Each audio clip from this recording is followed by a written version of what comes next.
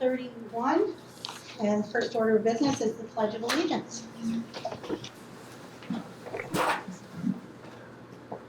I pledge allegiance to the flag of the United States of America and to the republic for which it stands, one nation, under God, indivisible, with liberty and justice for all.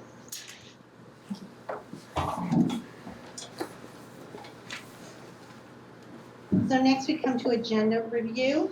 I think we have everything we need on this agenda. The only thing that we don't have is, with all of the confusion around versions, I left off the meeting minutes of the February 23rd informational meeting, but we can do that at the next meeting. They're already posted on the website.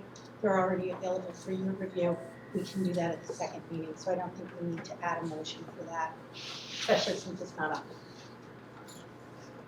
So with that, the first major piece of business after town meeting day is meeting organization. And so first up is nominations for board chair. I would look for any nominations for the chair of the Missisquoi Valley School District Board. Peter? I'd like to nominate Devin Batchelder to be the chair of the Missisquoi Valley School District. Any other nominations? Terry? I would like to nominate Jen, too. So we have a nomination for Jen Chevalier and Devin Batchelder. Any other nominations? Julie, do the nominations need a second or not? They don't need, these nominations need a second. Do they need a second? All right, so should we, I apologize for that. Yep. Um, I'm never quite sure, because some things do, some things don't, but I do I know. think Robert's here. So go back to Peter's, he's got one. Absolutely. so Do we you have a need second to Peter's motion nominating Devin? I'll second. Joanne, is the second on that? Pierrette, you're gonna keep track of me? Okay. Do we have a second for Terry's nomination of Jen Chevalier? I'll second. Any other nominations? Okay, nominations closed. All in favor, how do we want to do? I've never had a contested board chair nomination. Speech? I will say something. Probably. Please, Jen. Totally flattered, Terry, thank you. The way my new position at work is possibly gonna work out, I'm gonna be traveling. So to be the board chair probably would be in my best interest for this year. Just, I'll still be able to attend meetings, but it would be like on Zoom when I am traveling for work. And I know it's a very time-consuming job of somebody physically needing to be here to meet with you a lot, and So are you declining the nomination?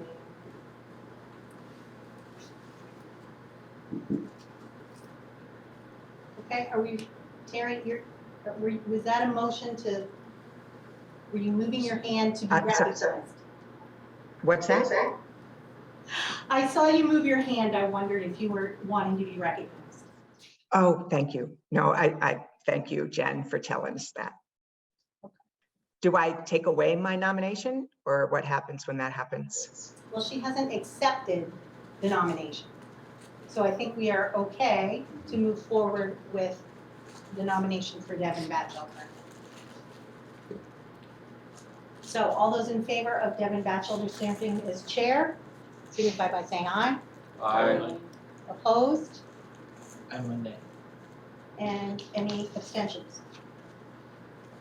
Okay, motion carries.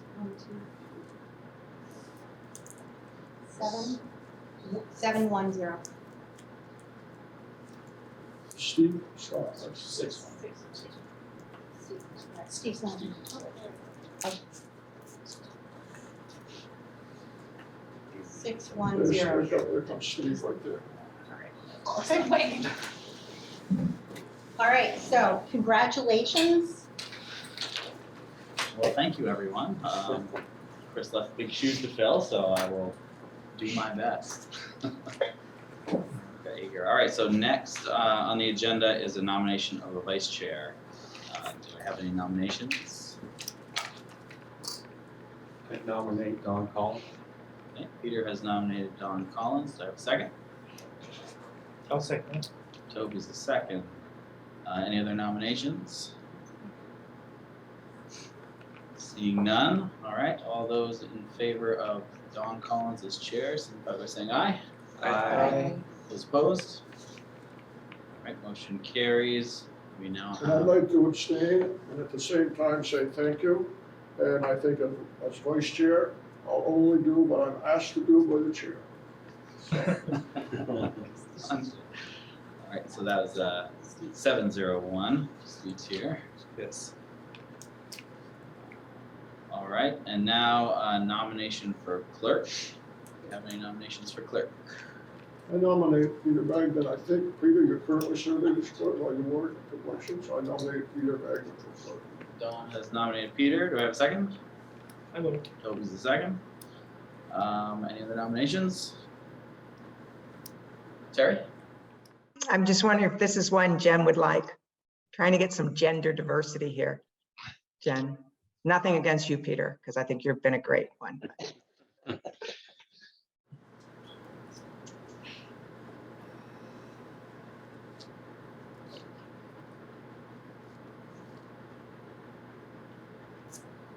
Oh, Would I'm you- sorry. Jen, would you accept the nomination? Again, as much as I'd like to, I'm really nervous about the travel for work and being available. I like the gender diversity thing though, Terry. Next year. Okay. All right, thanks, Jen. Any other nominations for clerk? All right, seeing none, all those in favor of Peter Magnet for clerk, say aye. Aye. Those opposed, abstentions, all right, motion carries 8-0. All right, next on the agenda is the date and time of regular board meetings and the committee structure. So, correct me if I'm wrong, Julie, we have set time and place between now and The end. June? Yep, End of June, okay, I so, mean, typically have to change things around on a regular basis because of vacations and things like that. But this year we have committed, not that the board can't change it today, to the first Tuesday and third Thursday of every month as our regular scheduled meeting. And so probably the board would want to discuss if they want to continue with that this year and whether they want to continue with that next year, or whether they want to have a single fixed date for board meetings. right, okay, so, Mr. Chairman, I have a question. yes, Don. I know that for a number of years, we were Tuesday, first and third. I supported the Tuesday, Thursday because we thought it might help some of us go to meetings that conflicted with it. But occasionally it filled up the calendar too. Yeah. So I guess I would ask, did anyone on the board go to any meeting? Because I didn't go to any meetings anywhere else this last year. So I know that the intentions were good, but if we aren't using it, I like Tuesday, because you don't get into 3 weeks, 1 week, 10-day type thing, so. Anyway, Terry? I just would like to say, I think it was a little different about attending things these past couple of years because they have, they've been messed up with COVID. So to use that as a criteria, I think, or criterion, I don't think is applicable these past couple of years. I do think that perhaps we could meet every Thursday or every other, I think what happened here is Highgate meets Wednesday, Franklin meets Thursday, or vice versa, and Swanton Tuesday. So it just seems to me that to always have it on Swanton's town meeting day is not the best practice. That's why I know it's a pain in the butt to go the others. I mean, we could do Mondays to make it consistent, or we could do Fridays. How fun would that be? Neither of them would be my enjoy it for suggestion. yourself. I do agree with what you're saying, Terry. I do know that it caused a lot of problems in terms of people understanding when the board meeting was, and then frankly, the rhythm of it. So the first Tuesday, many times, meant that the third Thursday was the next week. So that happened a lot, and then that became difficult for other committee meetings, and essentially some committee of the board or the full board meets every week. So, especially when we're negotiating. So having a single day helps with consistency. It does not matter to me, except I'm not in love with your Monday, Friday idea. Because we do a lot of prep for these meetings. But either way, I would recommend to the board that you think about one day, just for communication to the general community. So at this point, speaking only of the time frame between now and the end of the school year, through June, our meetings are set for the first Tuesday and third Thursday of each month. Are there any motions to change that? I move we go to the first and third Tuesday, and now to the end of June. Don's made the motion to change to the first and third Tuesday between now and the end of June. Is there a second? Can I ask Dawn if you'd be willing to expand that and go all the way for the following year too? I mean, we're gonna have to do that as well. I'm not opposed to it, I just thought if there were people who maybe were ambivalent, they'd be willing to try it, but sure, I'm willing to take a friendly amendment. Okay, so the motion's amended to switch right now to the first and third Tuesday of the month and extend that For you. for a year from today, or till the next organizational meeting. All right, do I have a second? I don't. I'll second. Okay, Peter, second, any discussion? Okay. I do remember, Terry, the reason why we did a Tuesday, Thursday is because so other community members could attend. Mhm. So, I seem to remember too that, Terry, there was something wrong with the select board, wasn't there, as far as the meetings? for Swanton, right? Yeah. Yes, it was Swanton, that's why we switched it to the Tuesday, Thursday schedule. Right, it's a little difficult to have the school board go to their meetings if our meetings are when their meetings are. I know that we didn't have to this year, but perhaps it would have been beneficial if we had. I mean, I just think it's, obviously we'll take a vote. But Jen, thank you. That was a lot of the reason. It wasn't just for our ease, it was for the public's ease. But you're right, a lot of people don't turn out, but they don't turn out at any of the meetings, so. But at least they have an option. I don't know, it just seems kind of, if we're talking about equity, it just doesn't seem like good equity to me. Terry, can I ask a question to further the discussion? Are there meetings on the first and third Tuesday? Because we could talk about the weeks. They don't. That's a good idea. That's a great idea. They meet once a month, correct? I'm pretty sure. I think sometimes they meet twice, but I think they meet twice a month, right? The first and third, you're right. So it was the exact same days as us. So maybe we could do the second and fourth as another option. As a person who made the motion, I don't have a problem with it. What my goal is to keep it on the same night of the week. If you want it Tuesday or Thursday, I don't like Mondays. I was a superintendent and it kills you on the board meeting Monday night.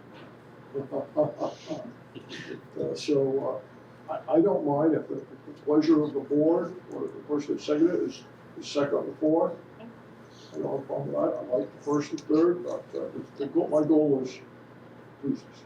Okay, Peter, is that an amendment you're willing to accept? It'll also help us on town meeting day. We won't land on that.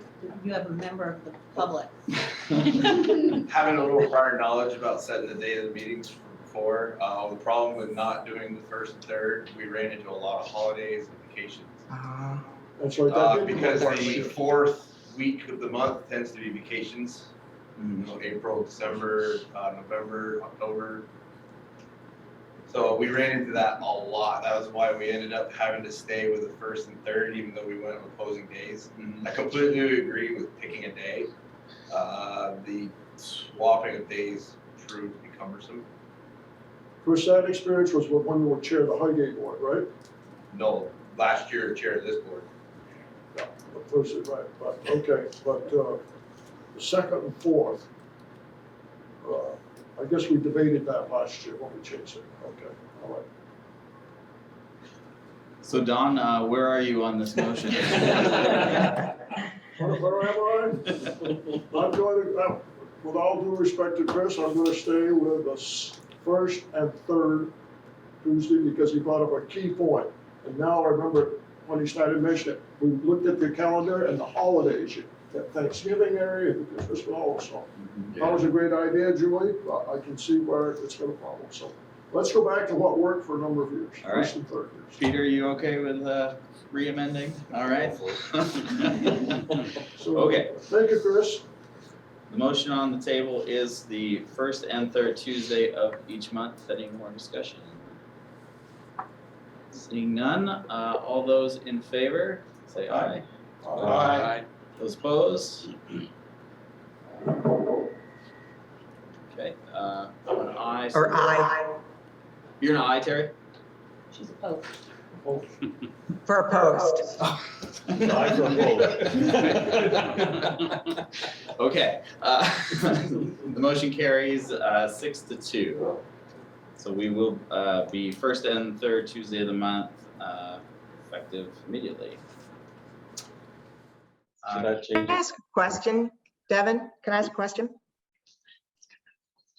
What would happen if we had it on every Wednesday, or if we had changed it to every Thursday? Do you think the towns of Highgate and Franklin would be happy with that?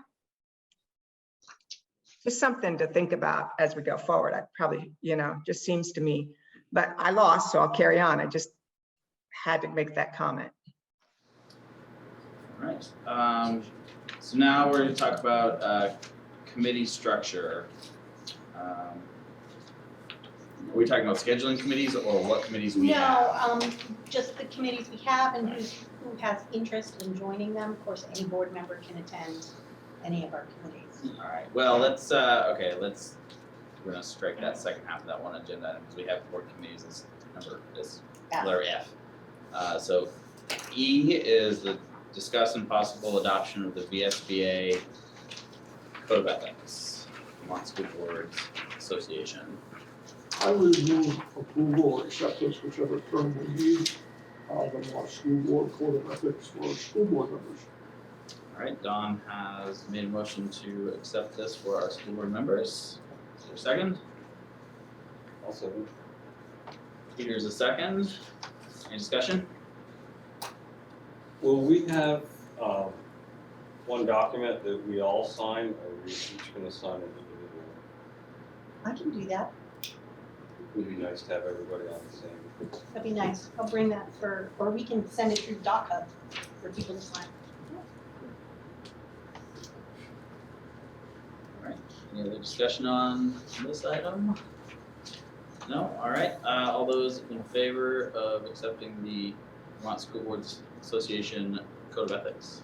I should say document. Say aye. Aye. Aye. Any opposed?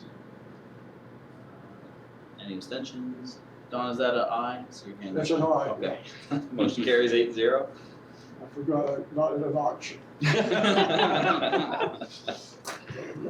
All right, now on to board committees. 3 committees we had last year. We had Finance Committee, Facilities Committee, and the Board Goals and Curriculum Committee. Go one at a time, starting with Finance. I guess first question is, do we have a Finance Committee this year? Yes, we We need a need a finance Finance committee. Committee. All right, so do we need a motion to establish those each year? No, okay, all right, so we need membership for our finance Yep. committee. All right, do we have any volunteers for finance? I would like to maintain my position with the finance committee. Okay, Stephen is one. Would you want to- We don't have to vote. We're just, We're gonna get a making slate sure. and we'll Good, yeah. I thought it was we'll just vote on the slate. volunteers. Who'd we have last year?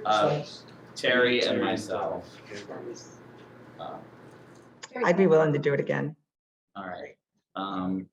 This is The only one, problem is when you have me, I'm not there all the time. And for example, the last time when Laura needed signatures, I wasn't there to do it. But I'm pretty good about checking on Monday vouchers, but as for the other, I'm not. So if someone else can do it, that'd be great.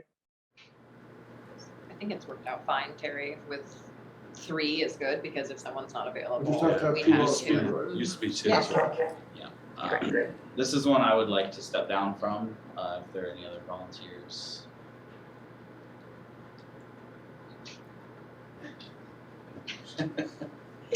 So how many members do you need now? 2 more? We would need one more, so 3. We'll have Terry's gonna Terry be and on, Steven. Steve's gonna be on. Yeah. Jen, do you think you can, or do you feel like you'd be worried about traveling?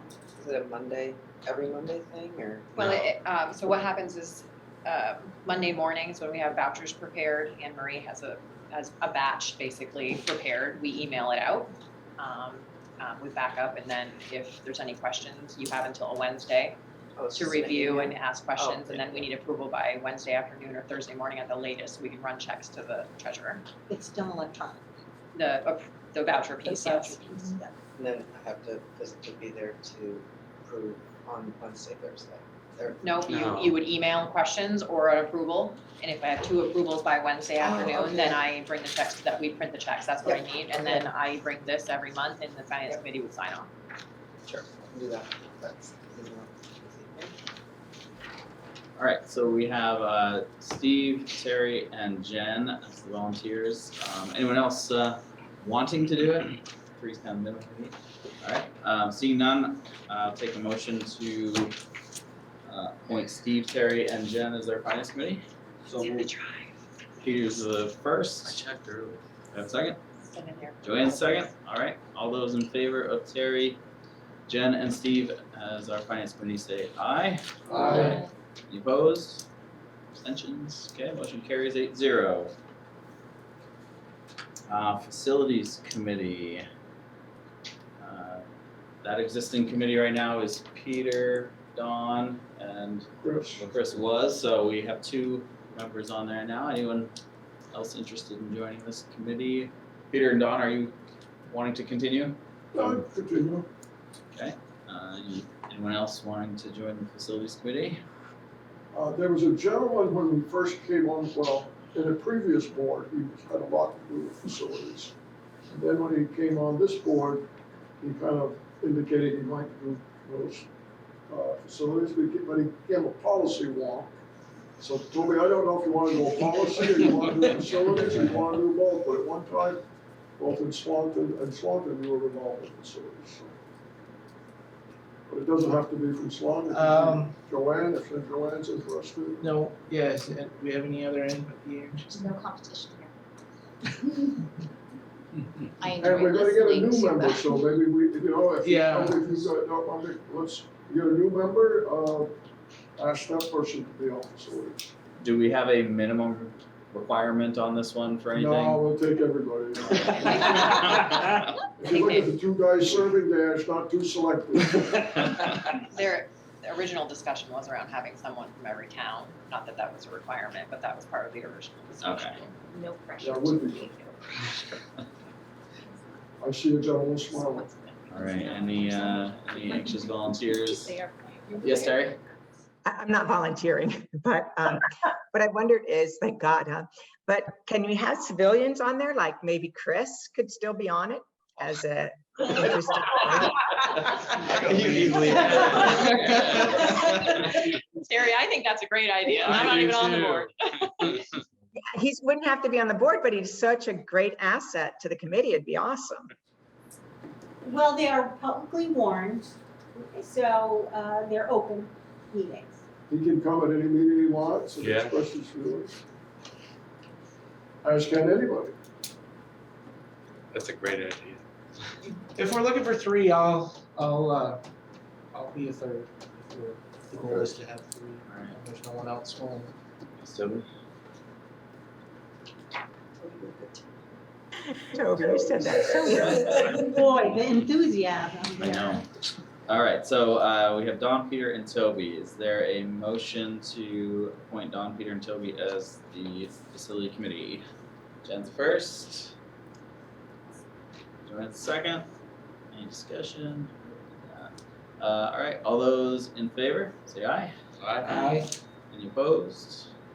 Abstentions? All right, motion carries 8-0. Board goals and curriculum committee. So the members of this right now are Terry, Toby, Joanne, and myself. I'll ask the other three if you're wanting to continue on there. Joanne's a yes. Terry? Would you like to continue? Yep, Terry's a yes. I'd like to continue on this one. Good. Toby, you want 2 committees or Uh, no? Yeah, that committee, that's a really interesting committee. I enjoyed it, but I think the more, did we have 4 last time? We did have 4. We did. Right? Yeah. Yeah, well, I can attend meetings, so I just soon be on one committee Okay. if that's okay. But All right, anyone else wanting to join that committee?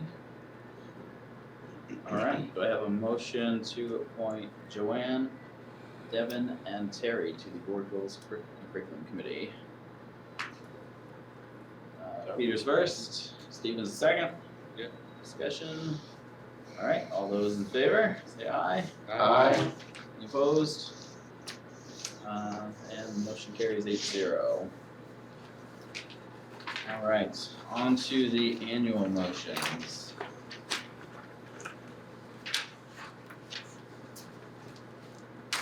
Okay. These are long, bear with me. First one's a long one. All right,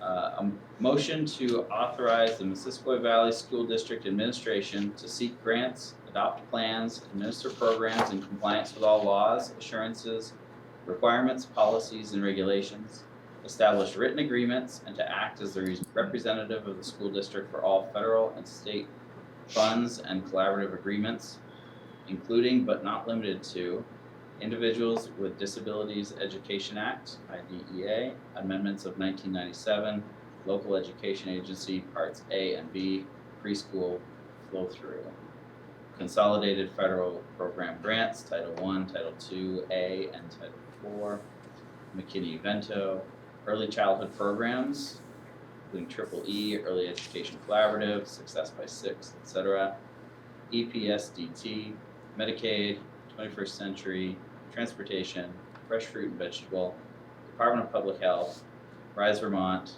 VHI, grants from private foundations. Is anyone willing to make that motion?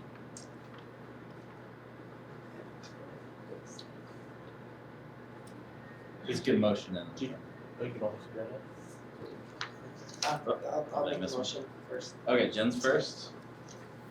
Any second? Second. Don's the second. Discussion, Jen? Department of Public Safety, and I think you said Department of Public Health, or do I have it wrong? No, you got it. Okay. Department of Public Safety, did I read that incorrectly? Yeah, you said Okay, Department of so, Health. Public Health. motion should read public safety, sorry. Alright, any discussion on that? Alright, all those in favor, say aye. Aye. Any opposed? Alright, motion carries 8-0. Motion number 2, motion to authorize the board chair, vice chair, if the chair was not available, to sign professional staff contracts on behalf of the board after the recommendation of hire by the superintendent, using the linked hiring process. Want to make that motion? Jen's first, I have a second. Joanne's a second. Any discussion? Terry? I was just thinking you didn't have a second, but you got one, so that's good. Oh, yeah. Thank you. All right, any discussion? I have a question, if you don't mind, discussion-wise. Devin, I don't think there is such a thing as you can't have a conflict of interest. Everybody's related to everybody or knows somebody or this or that. But how will that be? I know sometimes you've recused yourself, and how will that come into play with this? Yeah, if there are any conflicts of interest with this or anything else, I would continue to recuse myself. If it's something requiring a signature, then the vice chair would be the one to sign those particular items. So, yeah, that's how it would work.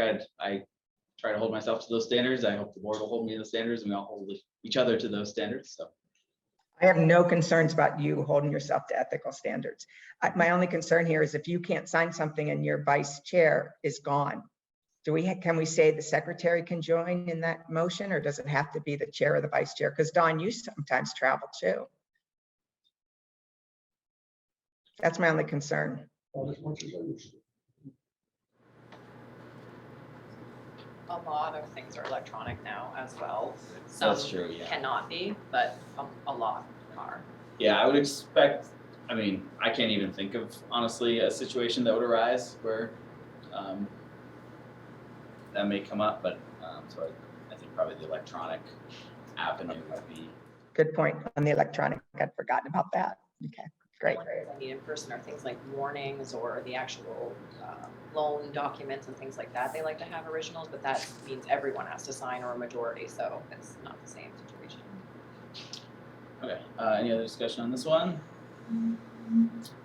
All right, all those in favor, say aye. Aye. Those opposed? Motion carries 8-0. Number 3, motion to authorize the board chair, vice chair, if the chair is not available, to sign federal grants and other contracts as needed. Do I have that motion? Make that motion. Stephen's first, Toby's second. Any discussion on that one? Seeing none, all those in favor, say aye. Aye. Those Aye. opposed? Motion carries 8-0. Number 4, motion to appoint the MVSD, motion for the MVSD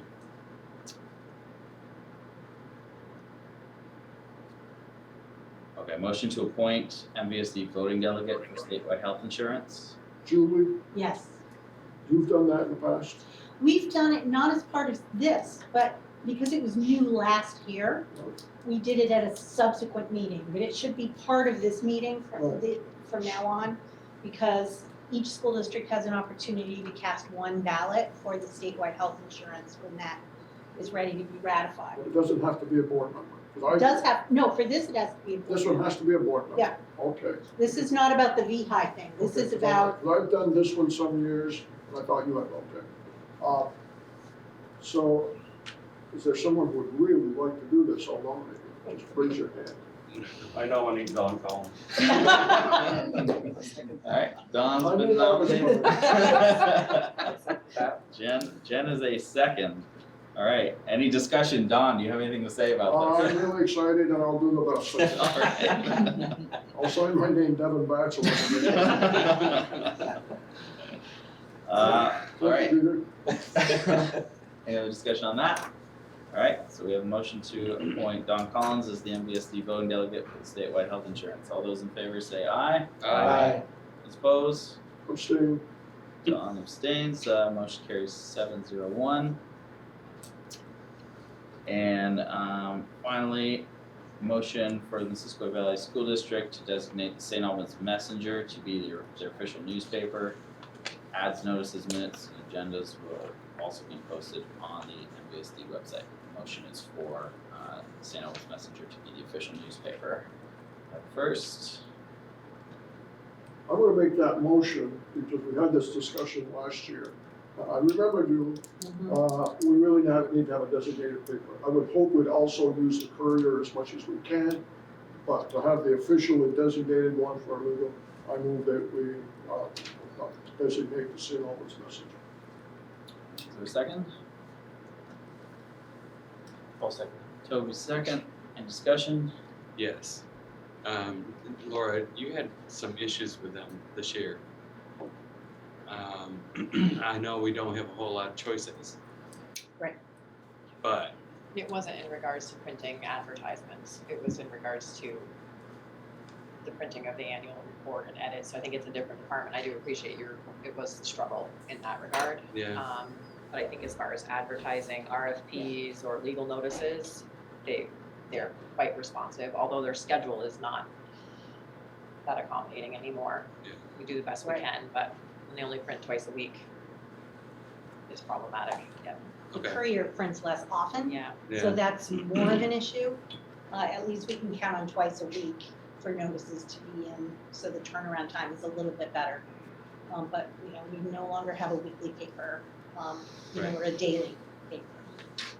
okay, I just And I wanted, didn't nominate the messenger because I'm in love with it. If this is on, hopefully they'll hear it because I'm disappointed in the messenger. yeah, I'm making the motion because of the legal information. Any other discussion? All right, all those in favor of designating Seattle Messenger as official newspaper, say aye. Those opposed? No. Okay, motion carries 7-1. Is there a newspaper in Franklin? It's like, We'll start one. I probably don't want you to. Okay, that concludes annual motions. We are now at correspondence, visitors, and public comment. We have few folks here in the room, so if anyone would like to speak, now's the time.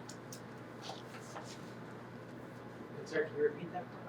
If anyone would like a chance to address the board, now's the time to do so. Anything you'd like to say is general public comment at this point. Well, I would like to introduce myself. Could you, yeah, you can come to the mic and just say your name and be great. Hello. Hi. So my name is Running Tunnel. So I was one of the write-ins for the Highgate seat. I also sent my letter of intent to the board to review. Open for any questions anybody might have. I think my intent is to just help. So I'm a parent. It's my life stage I also serve, and I just want to be able to help and do what I can for kids. And this thought would be a good opportunity to do that. So, any questions or discussions? Learning a lot just watching, and I'm used to things that kind of go on and the procedures and stuff, but I'm a pretty quick study. So. Thanks, Rick. Public comment is just, well, folks will probably catch you afterwards. Oh, Yeah. It's Sorry. kind of it's mostly a one-way part for the public comment, so. Oh, gotcha. Folks have a conversation or want to check them to do it yet. see, I just learned something. All right. So, Mr. Chairman, we had the issue that's just noted on our agenda, right? We do have this on our agenda, the filling of the Highgate seat, so, Yes. yeah. there's I some read it information once, there. and it'll be coming right up. Yeah. that's awesome. Any other public comment from those here? No? All right. Do we have anyone online? We do have some online. If there's any public comment online, just use the hand Pierrette raise. has her hand up, but I don't think, I asked her if she had a question, I don't think it's Pierrette Bushner. Oh, okay. Pierrette, did you have a question? Yeah, I'm sorry. I have several. I didn't catch that the fellow's name that just spoke, and on number 3 and number 4 motion, I didn't catch the first. Who made the first motion? I got Toby was seconded on the authorizing the board chair, and Jen seconded it on the voting of the delegate for Dawn. But I didn't catch who did the first. Unfortunately, it's really hard to hear. Jared, I have all those written down. You got them? So you'll send them to me then? Yes, I will. Very good. No, we're good. Thank you. Sorry, Pierrette, we'll try to speak up a little bit, slow down. All right. Thank you very much. All right. See any other public comments? So now we'll move on to the consent agenda. First up is approval of minutes from the February 17th meeting. Do I have a motion to approve those minutes? I'll make the motion. Peter is a first. Do I have a second? Terry's a second. All right, any discussion on the February 17th meeting minutes? All right, seeing none, Those in favor of approving February 17th minutes, signify by saying aye. Aye. Those opposed? Aye. Motion carries 8-0. All right, now looking for a motion to approve the meeting minutes from February 28th. Thought we were waiting on this. We're waiting on the 23rd. 23rd. Oh, That's our special board meeting. So, is there a motion to approve February 28th minutes? I'll make the motion. Peter is a first. Do I have a second? I'll second that. Steven is the second. Any discussion? All right. It's one of the meetings I think we made more people happy than not.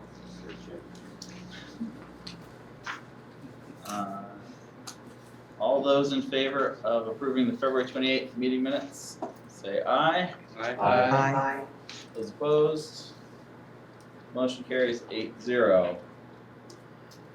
All right, we are now on to administrative reports, and we will do the MVU administrative reports.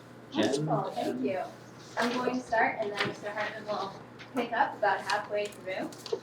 In the report that you've gotten for this month, talk a little bit about parent conferences, which are coming up next week. We'll be holding evening conferences on Wednesday and Thursday next week from 4 to 8 p.m. Parents and families have both a virtual and an in-person option. We found that having choice has really increased participation for families in conferences, and we're going to continue that from our practice during the pandemic. Our parents can use the Pick a Time application to sign up for conferences through the calendar. During conferences, we're going to be having a parent engagement, family engagement activity. We have exciting number of different board games to choose from.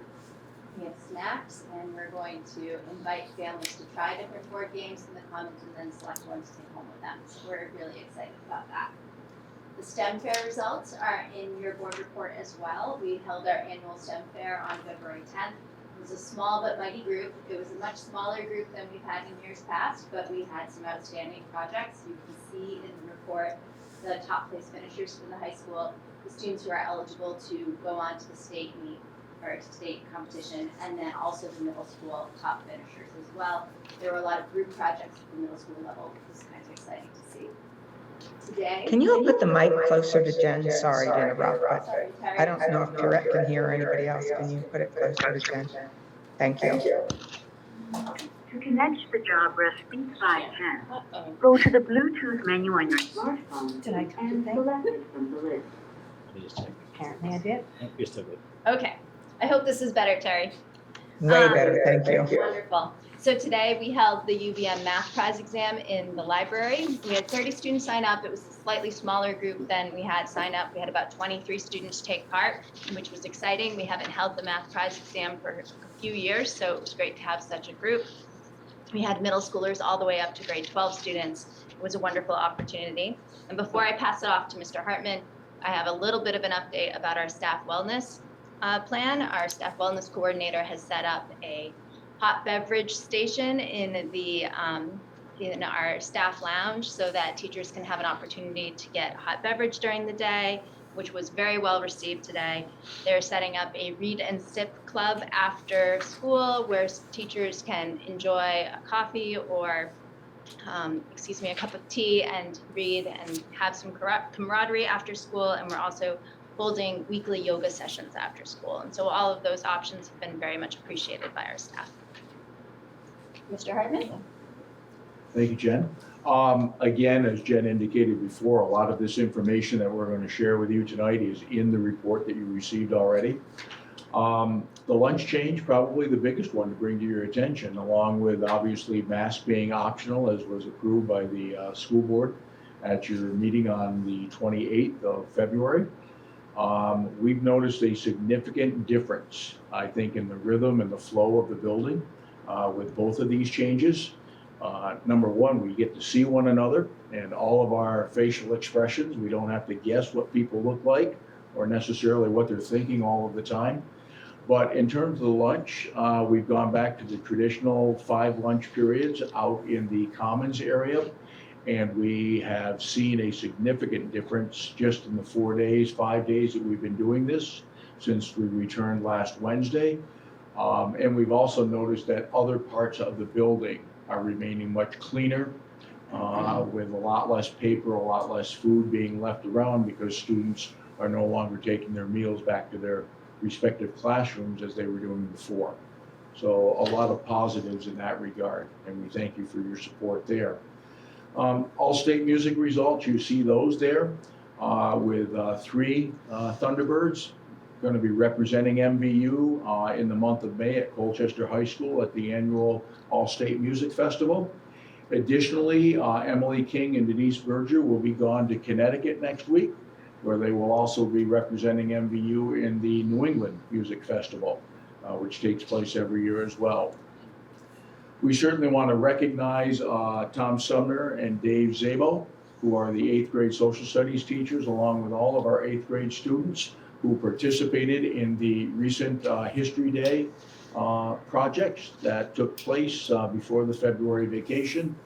And you can see there a listing of all of those who were awarded recognitions for the work that they did. Although I will say that all of the 8th grade students just did, as usual, an outstanding job, along with the supervision and guidance that they got from both Tom and Dave. And then under upcoming events, no surprise, we are getting busy. The building, as I said before, the rhythm is returning, the movement is returning, and so too are the activities, whether they be during the day, whether they be in the evening, or whether they be on weekends. We are going back to pretty much 7 days a week, full out. And I can say personally, that's a good thing, even though it means a lot of extra nights out. It's far overdue. It's been 2 years. So you can see what many of those are. If you have any questions on any of those, we'll be happy to try and answer them. Otherwise, it's for you to read and try to take in as many of them as you can between now and the end of the school year. Thank you. All right, thank you both. It's great to have events going on again, for sure. Mr. Chairman, I have a question? question. Oh, yep, Peter. Go ahead, Peter. Great news. Really glad to hear things are getting back to normal, and you know, the kids are coming out themselves again. We've talked in the past about the school board seeing the students more, and I'm wondering if, you know, some of these from the music and the STEM and history things that you put on, is there any way that some of those students could come in one of our meetings in the near future and you know, present, so we can see some of the stuff going on in the school and they can see us as well? That would be great. Thank you. Any other questions or comments for MVU administration? All right, thank you. Next is some information about the process for filling the vacant seat on this board. Someone from the town of Highgate.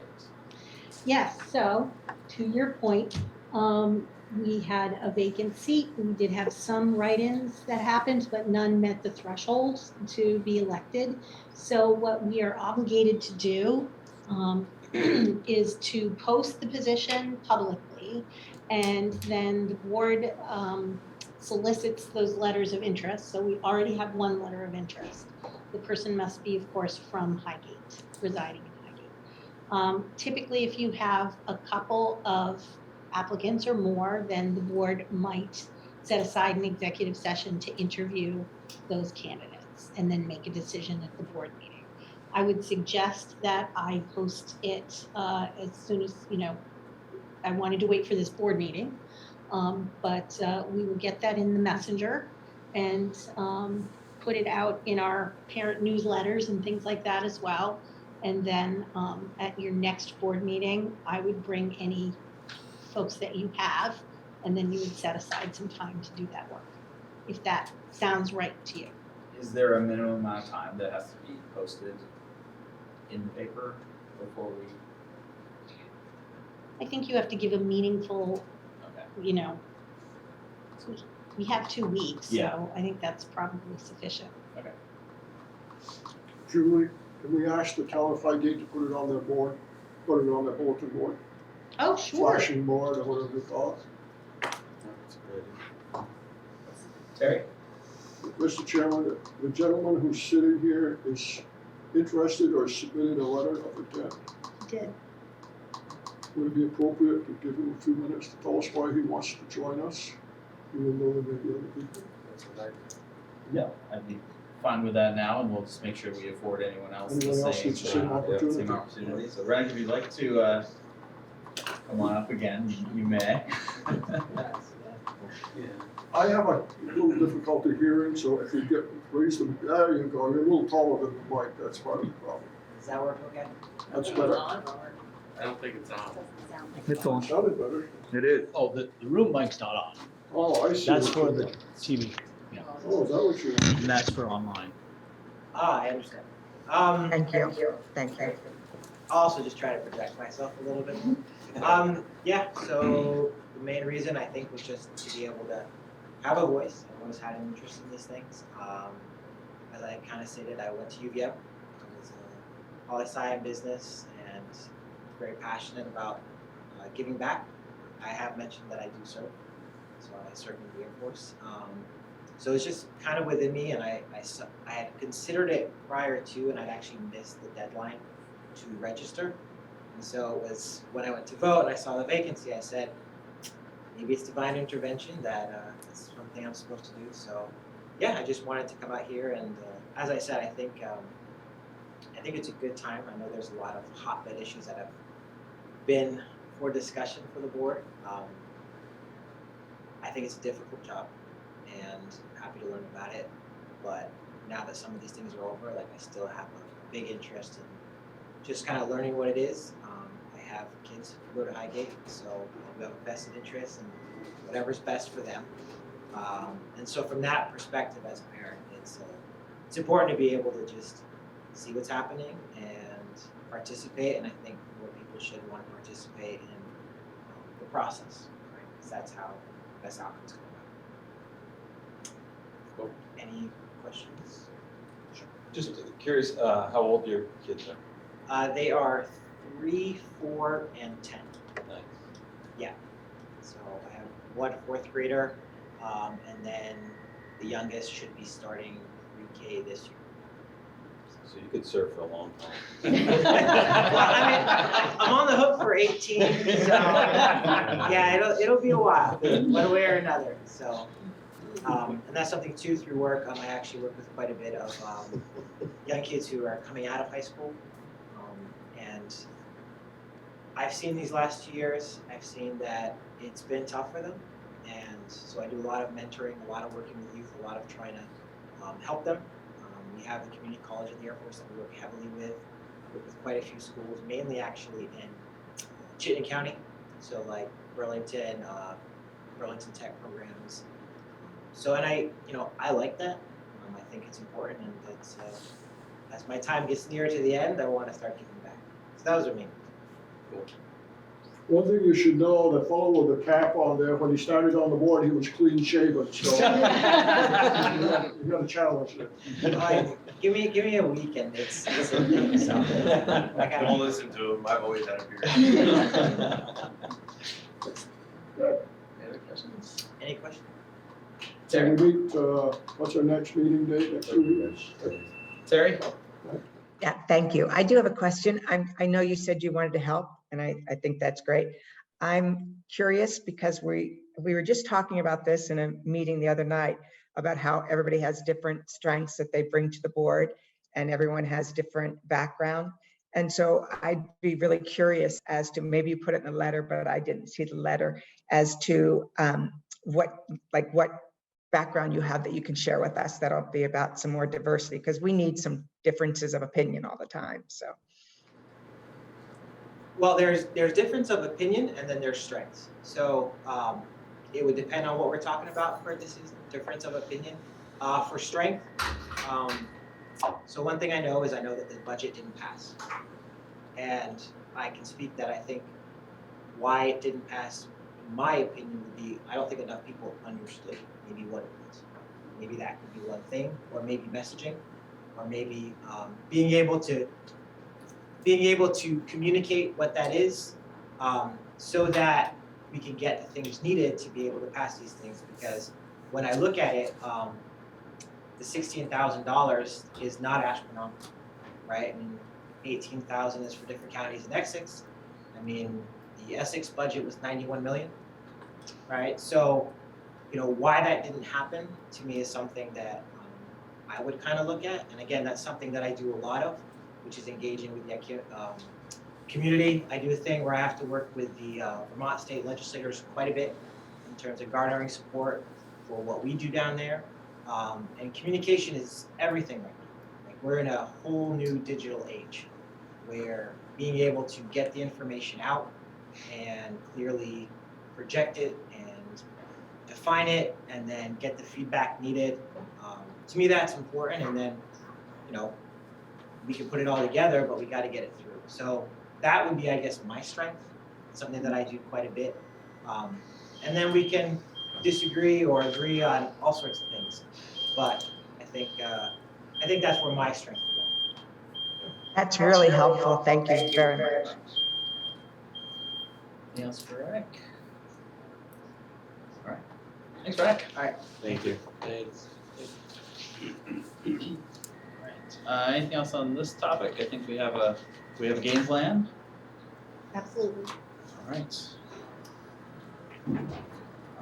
Alright, now we're on to new business. The first item is the budget that we just brought up. So next steps on the FY23 budget. So Laura and I Laura talked with town clerks. I always want to call you a different name, Nola, because of another board member that I worked with.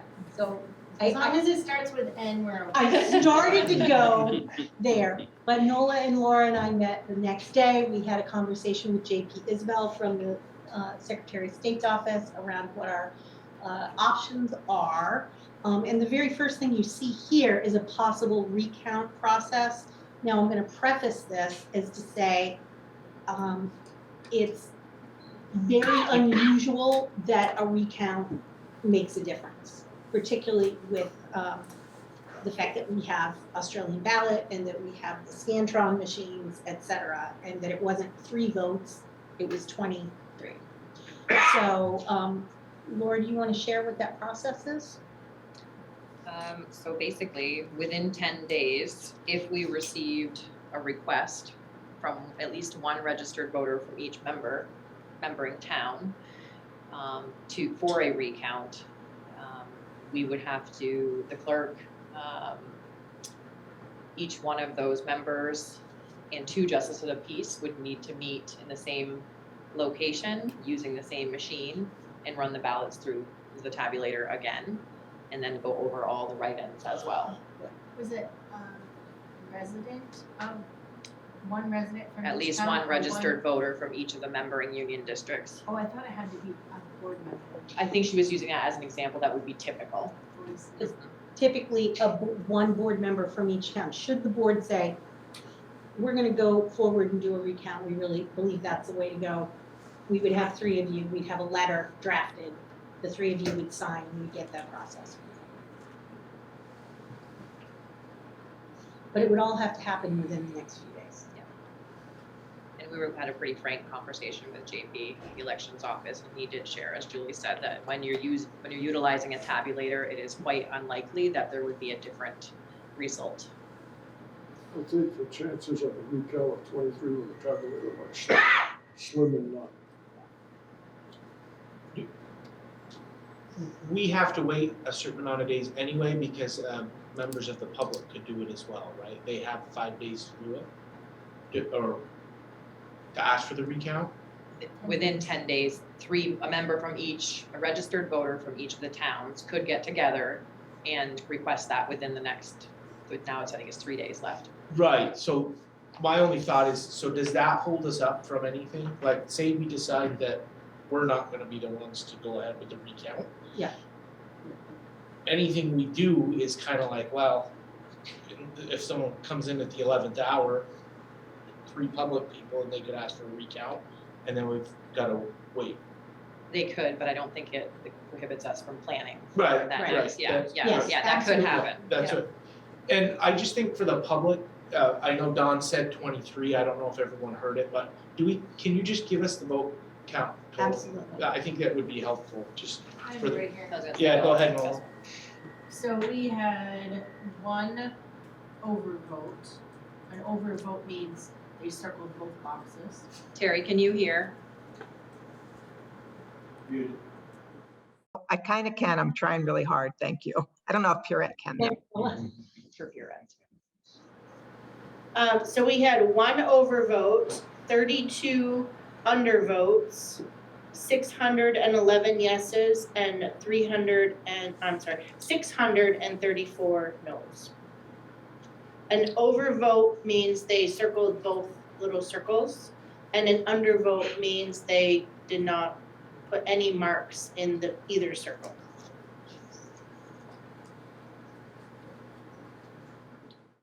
Are all 3 towns have tabulators? The same thing? Are they different? Same? We commingle our votes as we're a unified district. So all the ballots come together and go through one machine. Wait, all the ballots go through one machine that night or all the ballot that? We commingle the ballots. They're brought all to Swanton right now by the Justice of the Peace, and then we put them through the machine randomly.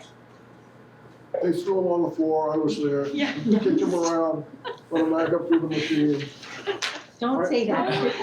Franklin had JB's there, Lincoln, Paso and I were there for Swanton, and Highgate had. So I think the question, yeah, Terry? I had a question in terms of, okay, so what are the pros and cons? I didn't quite understand. I know you sent that out to us, but I couldn't really understand what the cons were of a revote or what the pros are. Is there a communication disadvantage or advantage, or, that's, I guess, perception damage that we're doing that? Would it be better, would it be cleaner to just have a new vote? Or I don't know, how does that influence perception when you ask for a revote? I have no clue. I do think JP Isabel from the Secretary of State's office said that it can create a perception issue on the accuracy of votes. And that you have to then create a whole process that you spend and you involve the justices of the peace from each town and the clerks in for what is most likely going to verify the results that we have. So I think the question for this board right now, obviously anybody from any registered voters could initiate this process if they wanted to. The question for us right now is, does this board want to initiate a possible recount process? So if so, I would accept a motion for the board to do that. Do we have anyone willing to make that motion? I see none. So that decides the issue from our perspective. We are accepting the results of the initial count. And we will now move on to the second piece, which is a timeline for a revised 23 budget. Do you want to do that one, Laura, or? Sure, so, also in discussions with JP in the elections office and the requirements around a revote, I drafted a timeline, some important things, and it's in the drive. I don't know if you want me to pull it up, Julie, or if you want to, or. Yeah, I'm not in the meeting, so if Okay, you I are, can. please Yep. do, because Okay. then people can see it. Okay.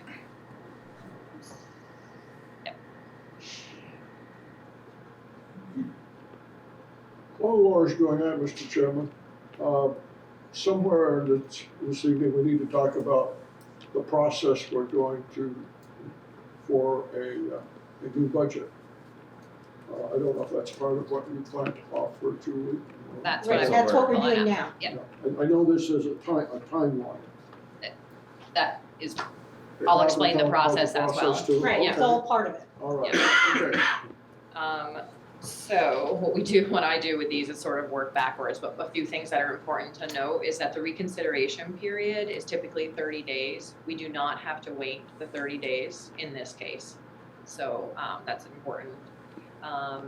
What does have to happen though is that the informational meeting needs to be warned at least 5 days before, and the vote needs to be warned at least 7 days before. But it is a total, it can be a total of 7, and that's the minimum, of course. The informational meeting still needs to be no more than 10 days before the vote as well. So I've kind of backed into that here, given the fact that we meet again on March 24th.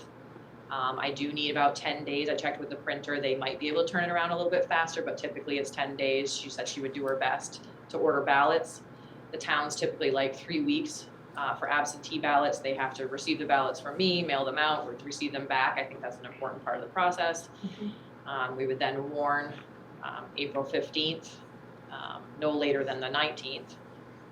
Informational meeting on the 25th, the vote on the 26th, and then the reconsideration period would end May 26th. So as you can see with the reconsideration period, it backs us pretty close to that start of a new fiscal year. And I'm not sure how people feel about the informational meeting being the night before, but we have done that in the past. Just for clarification, is the 24th now the 22nd? Yes. Yes. Yes. And so not on there, but I think important to Dawn's point is in this, because before we order ballots, we have to adopt a budget. So we would come to the March 22nd board meeting with proposals for the board to consider. And of course, if the board's not ready, then that just kicks the timeline out. And honestly, I don't know how quickly you're looking to move forward. Obviously, there's marketing, we want to draft, work on the draft proposal again. The things that I can maybe tighten up a little bit is, again, ordering ballots could be slightly less than 10 days. And we may or may not need to order ballots. If there's only one, that would be up to you as well. We could print our own on paper. It's one article. It wouldn't be difficult to hand count, but that isn't what we have done in the past couple of years, but that would be possible. So that's just in case you wanted to tighten this, those are the two places that I would have control to do that. But then again, keeping in mind that marketing time and getting community input and things. So I guess I'm curious is what's going to happen between tonight and the 22nd? Does the board need to give direction? What do we need to do? Because if we leave here tonight, and I know that you people have a lot on your plates, but you'll be back with a proposed budget. But if that's not in line with what people might be thinking. Right. So we really need to talk a little bit more. Yeah. And I think it's there, but the people come back from vacation, the kids come back to school on that Monday from April vacation. It was the Friday, so that was my point in making the informational meeting the 25th. That week before is vacation week, which may prove problematic with voter turnout. I don't see any issue with having the meeting the night before, refreshing people's mind. We've done that many times. The 26th is after April vacation, correct? Yes. So if absentee ballots went out, I'm just trying to think about that. If people were on vacation, like would the absentee ballots arrive before people vacate? They should, yeah. They should get them about a week before. A week before. But they still have to request them. They're not going to be sent out, so Right. they're still going to have to do it Right, themselves. but even with mailing time, they should have time to receive it or go to the town clerk's office and do it. If they call and request one, they have to have time to mail it out to that person if they don't want to come into the office, and then they have to mail it back. But that should still allow for time for that. Is there any, so after voting, talking to some town members and community members of other towns, I don't know if there was some kind of confusion because during COVID, everybody pretty much got mailed out an absentee ballot. And so a lot of people were just thinking that they were gonna get those in the mail again, didn't know that they would have to request them. Can we do, make it maybe a little bit more during the marketing part that you would have to actually request an absentee ballot? Absolutely, I think that's important. We can't, I think technically we could send out, we could mail out ballots. However, we're supposed to, by statute, vote in the same manner as the failed budget. So it really would be a little Location. in the same locations, et cetera. Right, So, but no, I just think that yeah. people were really assuming, they're like, well, we thought we didn't vote because, That I one mean, they literally commented didn't out. vote on anything, because they thought they were getting a ballot in the mail. Yes, Um, the percentages were really low. I know, of and I was voter just turnout. like, Across the what? state, We thought, yeah. what? That's not good, so I would like to see us do it. I think it's part of what I would like to spend the next 2 weeks focusing on is what do we think the issues are, and I think that's gonna take some work over the next couple of weeks to talk to people and try to figure out. I've heard things through the grapevine, I think everyone has, but Because even when I went, when my husband and I went to vote, they were like, wow, it was pretty low voting. And it's kind of scary. I think in this meeting, we can say for the camera that people should be aware that if they do not request an absentee ballot, one will not arrive, so you will need to vote in person. I would also say if we're scheduling a March 22nd meeting to discuss scenarios for the budget, I would love to get some feedback from the public, from anyone who's watching this who voted no or yes the last time around, and let us know why and what those issues are that you'd like to see us address.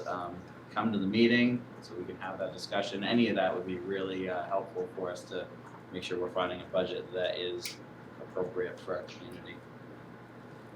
in terms of Dawn's point about a direction from the board, I mean, we will come to you with a variety of scenarios.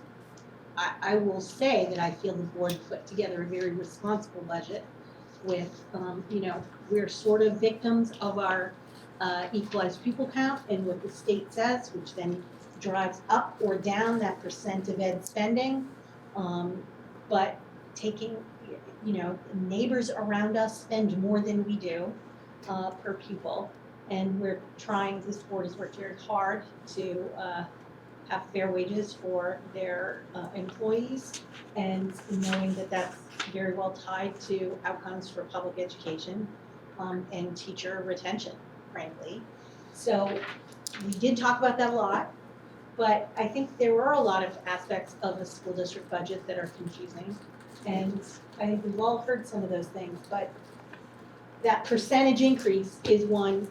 I have spoken recently with folks at the state level about, especially with the weighting study and equalized pupil weighting legislation that's out there, that perhaps that spending per equalized pupil percentage, which is always a look back to only a year, it may be time for that to go. But barring that, we do have to work with that. So is there a number that people are comfortable with as long as it's lower than 9.21? Or are we looking for a range? Because that will help Laura and I and the administrative team over the next 2 weeks in our work. Do we have to bring the budget down, or could the number has to be a We different have to number. change it. It has to be revised It budget. can't be the same budget, but it can be any change. any change, like To the budget number. The statute, well, there's 3 numbers and I'm just gonna take and plug time if that's okay. There's 3 numbers in the article. One is the budget amount. That's the amount by statute that has to change when you go out to a revote. It can increase, it can decrease, but it has to change. It can be a penny, but it has to change. The other 2 numbers is your spending per equalized pupil and then the increase to your spending per equalized pupil, that percentage. Again, I think what Julie was saying is in regards to that spending per equalized pupil percentage increase is 9%. That's only 1 year. It's only looking back 1 year. So MVSD has actually decreased in recent years multiple times, but it's only looking back that 1 year. I think it's important that we think about all three of those numbers, I guess, as we're moving forward, because that budget amount is not the biggest, it is an influencer of the tax rate implication. But there's a revenue side to that as well that we have not control over, but we can, because of ESSER funding and grant funding and different things like that, has an impact on those numbers as well outside of the budget numbers. So it has an impact on your spending for equalized people and that percentage. And that's something that we can work through as well. So it's not just that budget number, if that makes sense. When you're talking about spending for equalized people, it's revenues and expenditures. But out of the three that you mentioned, we can only control one. The other two are pretty much set for us. Typically that is true. We know what we know about revenues. Some are firm and Right. some are estimates because of ESSER right now. Yeah.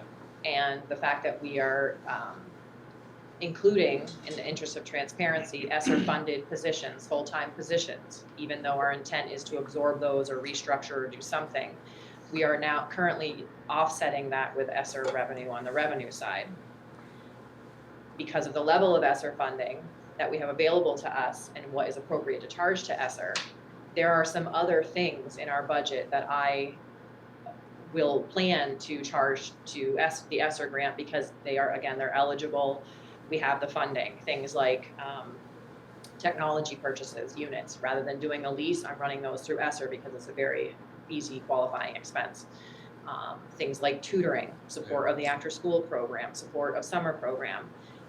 Again, in the interest of transparency, we're showing those expenses in the budget because they are true expenses. But that's a number on the revenue side that I can offset with additional ESSER revenue, or so as we work through this grant and we're moving from ESSER 2 into ARP ESSER, that's a little bit different scenario this year and how we strategize and utilize our ESSER funding.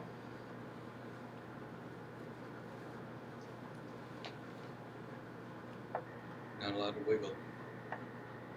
Getting tighter, that's for sure. Yeah. Terry has. Sorry, Terry, go ahead. Terry, Oh, you're Terry, muted. you're muted. I'll stop sharing.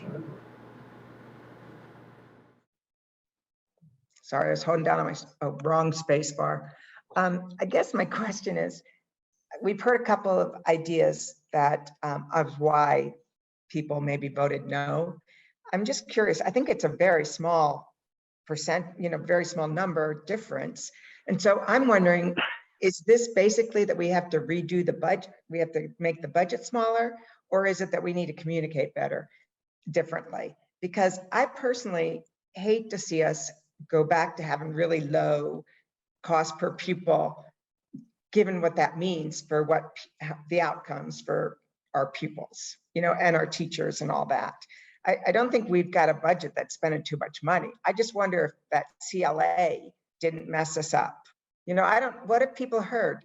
I know we're in a public meeting, but I think we have to really talk about some of the reasons that we might not have been approved. I think some of it's the CLA, people thinking that Swanton was going to pay less because of everybody's paying the same. It's just that Swanton appraisals are higher than some of the other towns' appraisal amounts. I'm wondering if that's a communication we have to do. So I guess my question is it the taxes that are too high, or is it the communication? Anybody have an idea about that? Peter, do you have a thought on that? Yeah, I think you're right in both cases. And I think Julie hit it on the head. It's the price per pupil, because that's what's on the ballot. And they go in there and they look at it and say 9%. I talked to several people, and they understand that the tax rate really isn't going up, but what they're thinking is we're spending 9% more. We're offsetting it by revenue, ESSER funds, things coming in. That may not always be there, but next year we're still going to be spending that and maybe more. So they're afraid that this extra spending is going to be hurting us down the road. Mm-hmm. So, you know, and I had one person call me a rate, and it wasn't at us. They were upset how much money the town spent and how much their taxes are gonna go up.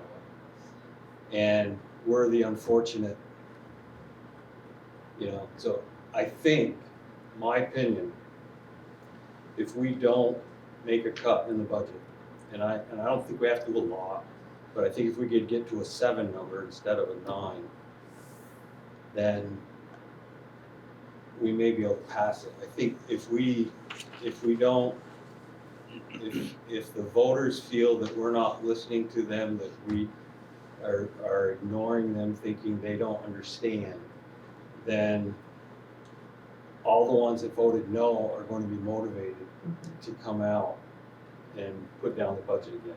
Whereas if we do a real effort, and try to still have, you know, a good budget, and I do think we have a good budget, but I still think that the voters voted it down, and we have to do something substantial, but yet where we can live with it. I don't know what that number is. I'm just saying, when they vote, they have to see something different.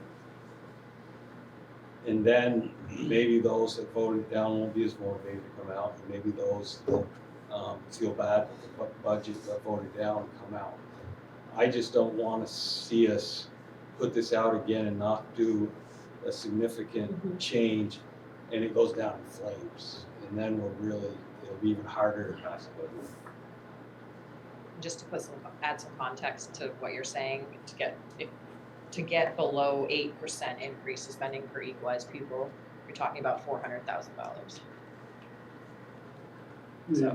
So 5 or 6 professional positions, really. I like what Peter said.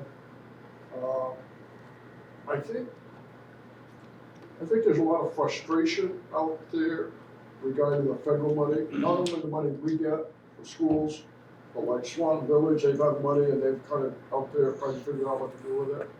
And I know the town of Swan, every town has gotten it. And, you know, I had a couple people say to me, you know, I hope you guys don't go on wild just spending this money because we may not be able to sustain it. One thing I wondered as we look going forward, I don't remember how many new positions. I know it's on the printout I have somewhere in my file at home I can read, but you know, we may want to look at positions we've added. I think a lot of we use ESSER money or whatever, but we might want to think whether we really want to add all of these this year or if it's something that we can drive a little into. I mean, I don't want to destroy a budget, but Mr. Hartman, I probably remembers better than me, but once you fail a second time, you're going downhill, and you're going to go 3 times, and I mean, it gets real nasty. So this, I think, whatever we put out there, we have to feel really good about and make sure that it shows that we're sincere and listening. It's not a good place to be. Price of gas isn't open to see. No, oh, go ahead, Laura. I just think this is where sometimes the state doesn't understand what they do, because that 9.21% increase is an increase because we did include a good portion of that increase is because we did include all these extra supports we're putting in place for students and the utilization of those federal fundings because we were trying to be transparent. And other school districts probably didn't do that. Some of them might have, they might have put some in. What I'm trying to do is position ourselves so we don't have a cliff at the end of this. Put the positions in, put the revenue out over the course of the next 2 years, taper that back, do our reconfigurations, and then we end up in a better place tax rate wise and don't have a big cliff. Not everyone is doing that. I talk with business managers all the time. Some are like, you know what, I just want my budget to pass right now. Life is too hard. We didn't put any ESSER positions in. We're flowing it through the grant and that's all we're doing. I have a difference of opinion in how that should work, but that it's a case where that 9.21% is inequity. It creates inequity and confusion across the schools. Because if you're a high spending district where you spend $18,000, $19,000, $20,000 a student, your percent increase doesn't have to go up that much. Especially if you've pretty stable, and we've been pretty stable with our equalized pupils. But this year, I think coming out of COVID, you know, we did go down, although our enrollment is up. So we expect that to increase and maybe we get a bounce from that next year. I'm hoping that that happens. But I agree that we need to do something that shows that the board took it seriously. I've been in the position in another district as an SU where frankly Fairfield went down 3 times, I think, before we passed the budget.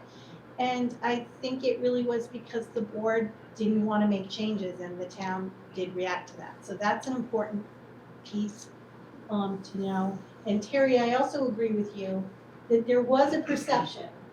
There were a lot of people that said, well, boy, we knew Swan was going to win out of that merger because they're applying the CLA to that part of the conversation, where our equalized tax rate is the same in every town. And that was never the case when we weren't merged. But now that we are merged, every single town has the same tax rate. And then you apply the CLA because home sales are different from Franklin to Highgate to Swan. So I think we spend so much time talking about the tax rate after CLA that I think that confused the message for a lot of people. And I think that that is something that, you know, to your point, that we need to really focus on what is our piece, which is our education tax rate that's equalized across all 3 towns. Terry, I'll come to you in a second. I just wanted to say that I think the other piece I don't want to lose sight of if we're looking at reducing this budget by a significant amount is the fact that even with this spending per pupil, equalized pupil going up by the 9%, our tax rates are flat. And that's really because of the property tax yield coming up by as much as it did.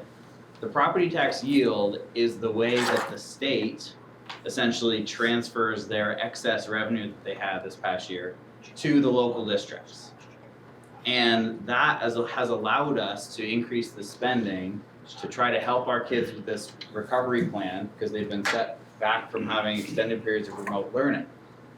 If we don't take that from the state now, we're not gonna get it. And it's gonna go somewhere, it's gonna go somewhere else, but not to us. So I think we need to be really careful. I understand, you know, messaging is important. This number may have been too high for folks and we need to address that. We also need to know that we may be shorting ourselves and not getting our fair share of this excess revenue that the state has if we cut too far. So, yes, Frank. As a member of the public, in my opinion, you have people who vote for something and you have people who vote against it. And you're going to have a contingency in the middle that are not knowing what they're really voting on. And then it's just sort of like, okay, based on literally, I just read this and I'm gonna make a determination in that second based on a couple numbers that I'm seeing.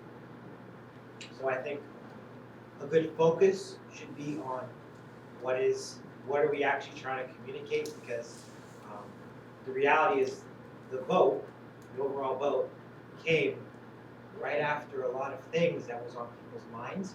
Therefore, I wonder how many people are going and thinking of, hey, I want to address the budget based on whether I like or disagree with it, as opposed to I'm showing up here and I'm like, I'm not sure. So I think being able to communicate that and how that be the conversation and just focusing on getting that feedback and talking about that, I think would help kind of know what to expect potentially. Terry? I was just gonna say, we couldn't hear that. I don't know if Pierrette did. She's got her hand up. So I deferred her. I just wanted to say, Devin, you said exactly what I was wanting to, well, I wouldn't have said it as articulately as you did, but that's exactly what I was thinking. And then Pierrette might have her hand up. If I couldn't hear what was just said. And I'm sorry, I couldn't hear your name either because the mic wasn't on when you were telling us your name, the person who just spoke. Sorry, Terry, his name is Rennick. Rennick? Yep. Thank you. And can we have a little summary of that? Because I didn't quite hear it. It was about targeting the message and trying to, we may have had other issues swirling around at the time of the vote, and which may have influenced some folks, and now's the time to really fine tune the message to get the feedback from folks and find out what we need to be addressing more specifically.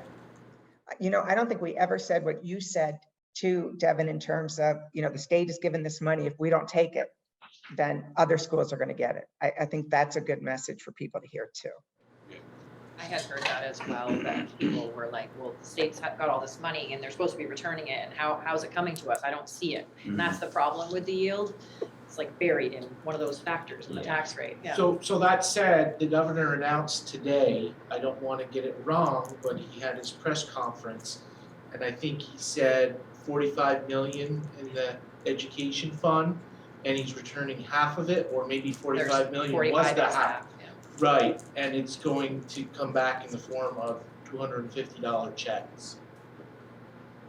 That might not be exactly right, but that was in the press conference today. And something that makes to me a effect. little bit upset because it's an education Yeah, fund revenue. And they like to hit us with all the It- expenses, but not the It was revenue. announced today. I don't have the exact specifics, but he said that we're gonna return money. I think you were pretty accurate, what you just said. Yeah. And at least they're not utilizing all of it. In my opinion, that would be a huge mistake, and that's what business managers were worried about. If you do that now, times are going to be absolutely horrible in 2 years, and the tax rates will be unbearable. But you made a very good point, Devin. Alright, so any more discussion on this timeline? Are folks comfortable with it? So we will work on a variety of scenarios to come to the board for next meeting. Perfect. And It's going to then be a long meeting, everyone, talk to everyone you can, and please. please, members of the public, reach out to any of the board members. We would love to hear any thoughts people have at this point. And if you could share that with us, as you're comfortable, that will just help with these scenarios as we're Yep. doing that work. Thank you.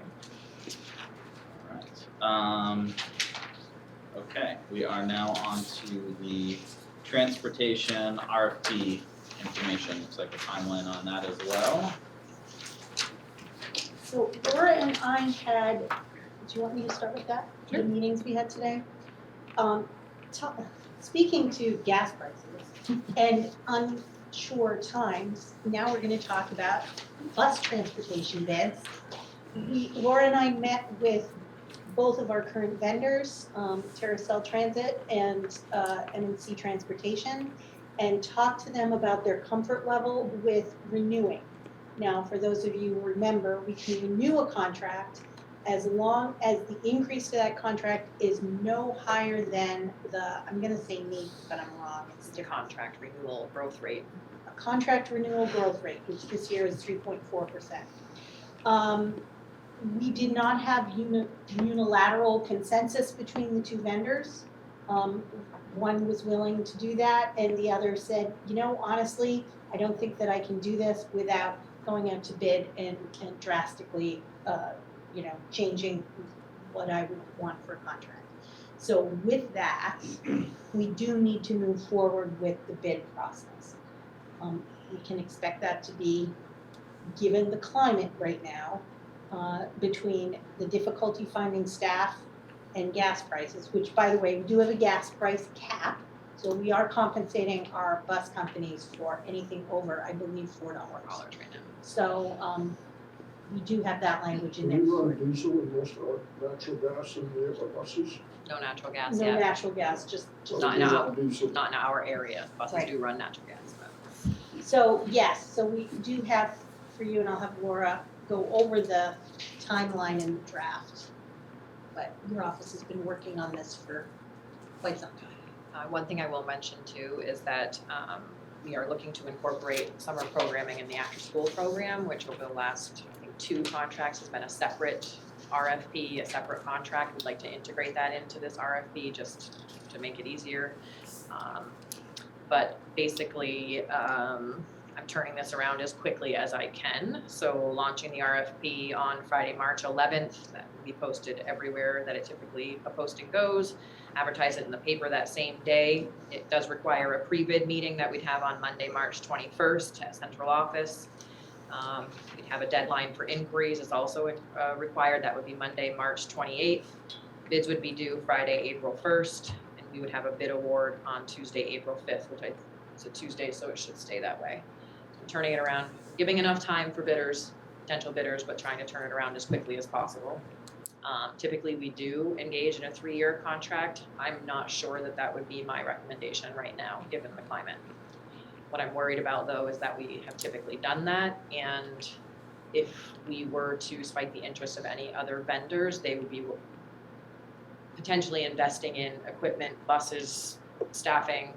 And I'm not sure that they would be willing to do that for a 1-year contract or even a 2. They may only do that if it was a 3-year contract in the interest of competition. But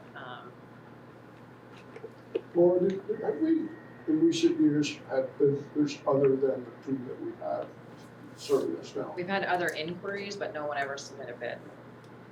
See, I guess, seeing this on the agenda, I hadn't given it much thought, but I thought maybe we should go for 1 year and see what stabilizes.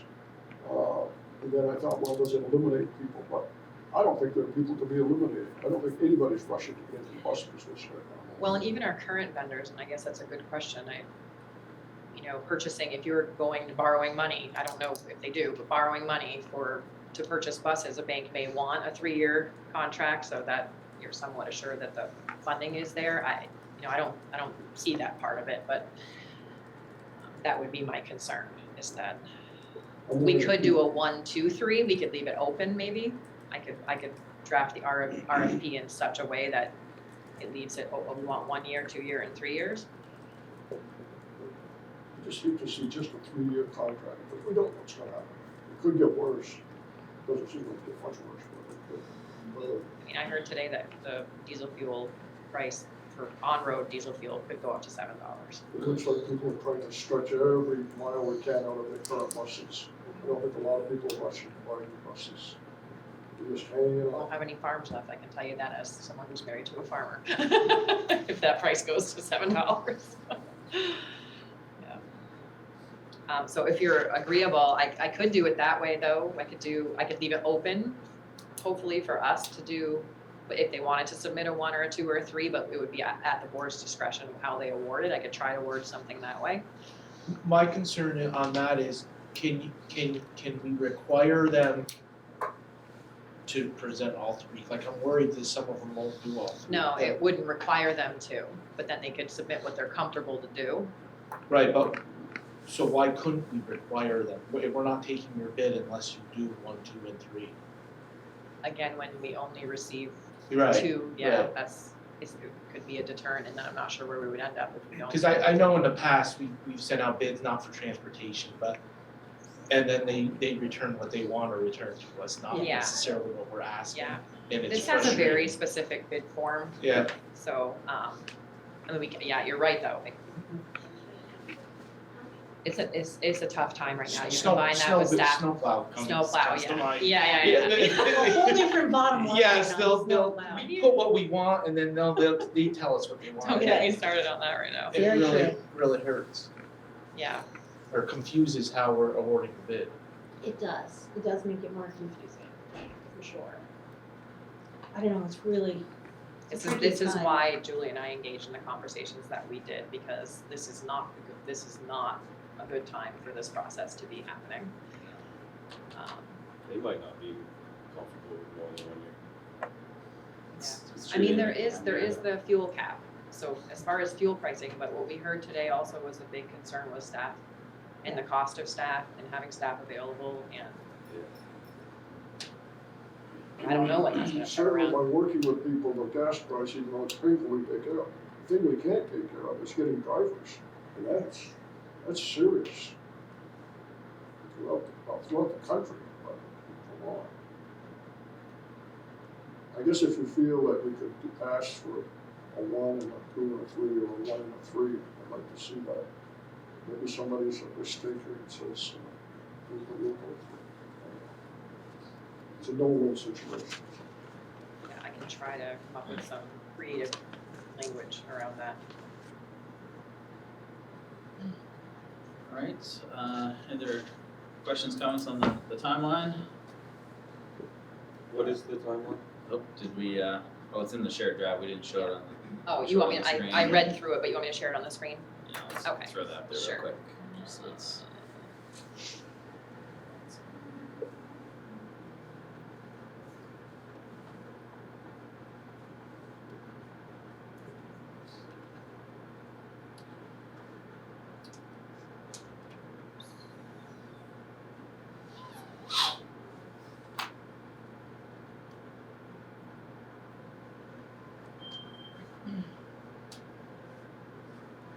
Can you see that? So launch it this Friday. Deadline for inquiries, 28th of March. Bids due by April 1st. And the board awarding it on the 5th of April. All right, thanks Laura. Okay, we are on to old business, check warrants. Steve, go ahead and read the warrants. Okay, check warrants for the month of February 2022. Accounts payable at $1,233,105.07. Payroll checks totaling $40,661.17. Payroll other disbursements $1,597,119.92. And payroll deductions $579,706.03. Bringing the total to $3,450,592.19. Alright, thanks Steve, do a motion to approve check warrants as read. Jen is the first, I can be the second. Terry's the second, alright, any discussion? Seeing none, those in favor, say aye. Aye. Those opposed? Motion carries 8-0. Alright, and we are on to other business, facility task force capital project recommendations. Who would like to take charge of this part of it? Facilities task force? Or? I was wondering if I could kick us off. Is that okay? Go If ahead. I kick us off, Yes, just, kick us off. I think we invest a lot of time. The facility task force does a lot of great work, and I'd like to just go back and talk about the process a little bit and how we got here. So first I'll start by saying that the facility directors work exceptionally hard with me on a 5-year plan and developing that 5-year plan. I did share that in the drive again, as it's a very fluid document. We're consistently working on that. We talk on almost a daily basis. We then bring that information to the facility task force. There has been lots of discussion that has been paired with EEI, our energy efficiency investments, who we hired as a performance contractor to help us assess our building needs and prioritize those. And they have a team of engineers, architects, and professionals that we work with very, very closely. I will say that I'm also in communication with them every day, as are our facility directors. But over the course of the last couple of months, the facility group has worked and had a lot of discussion around priorities, reviewing this information. We also have been reviewing funding sources that are available to us and timelines, because those are two very important factors when we're thinking about facility needs at the level that we have. So at this last meeting, or at the last couple of meetings, we reviewed some decision-making protocols, how the priorities that this task force was going to be looking at and taking into consideration. And I believe what was decided at a recent meeting was that those priorities were going to be in the interest of safety and security for students, air quality and HVAC, and then the other two items that surfaced that we wanted EEI to investigate further were the space issue in Franklin. That's an instructional space issue, and then the Babcock building being one of our most aged buildings. That's not to say that we are not looking at all of the issues. If you look at the 5-year plan, it's a lengthy document. There are lots of items on it, but these are the areas that, after all of those discussions, that this group charged EEI to focus on with the facility directors. Again, in the interest of the timeline and funding, I think it's important to understand that ESSER funding has an expiration date, and that is something that we're thinking about utilizing for capital projects. And that has basically an expiration date of September 24, which in facility world means that we have 2 more summers, because that's really when a majority of the work gets done. One summer is too late basically to plan for. We have some suggestions on smaller things that we can get done, but really any large projects like the one happening in Highgate this summer needed to be, hitting the ground and taking off a lot earlier. So really we're focusing on 1 more summer that we would have to utilize that ESSER funding, and I think that's really important because it's a large enough sum of money that it could be utilized for a large project. The other funding that we have available is potentially, and you'll see this later in the recommendations as well, we have some funding. We have a surplus this year, an anticipated surplus that did drop slightly from the last time I spoke with you, Dawn. It did not go up yet. It's all right. I'm comfortable. We realized the increase in Blue Cross Blue Shield that we knew was coming, but it's now been approved, and that is for July and August that we cover, so we've made that adjustment. That was a couple $100,000. We also needed to adjust for our allowable tuition, which we talked about a couple meetings ago, and we had to make a prior year adjustment for that. So that has brought our carryover down to about 1.7 million, down from 2.1, but that would be at the board's discretion if they wanted to utilize any of that potential surplus this year, keeping in mind that, again, timeline-wise, those funds would need to be spent by mid-July at the absolute latest, really June 30, but we have a little bit of grace period there. And then keeping in mind also that we have,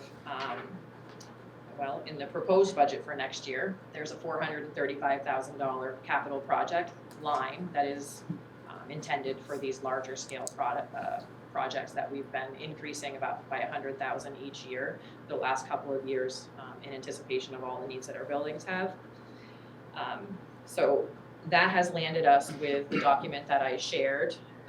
What it landed us actually was with a proposal from EEI, Energy Efficiency Investments, with lots of things, and that's also in the shared drive.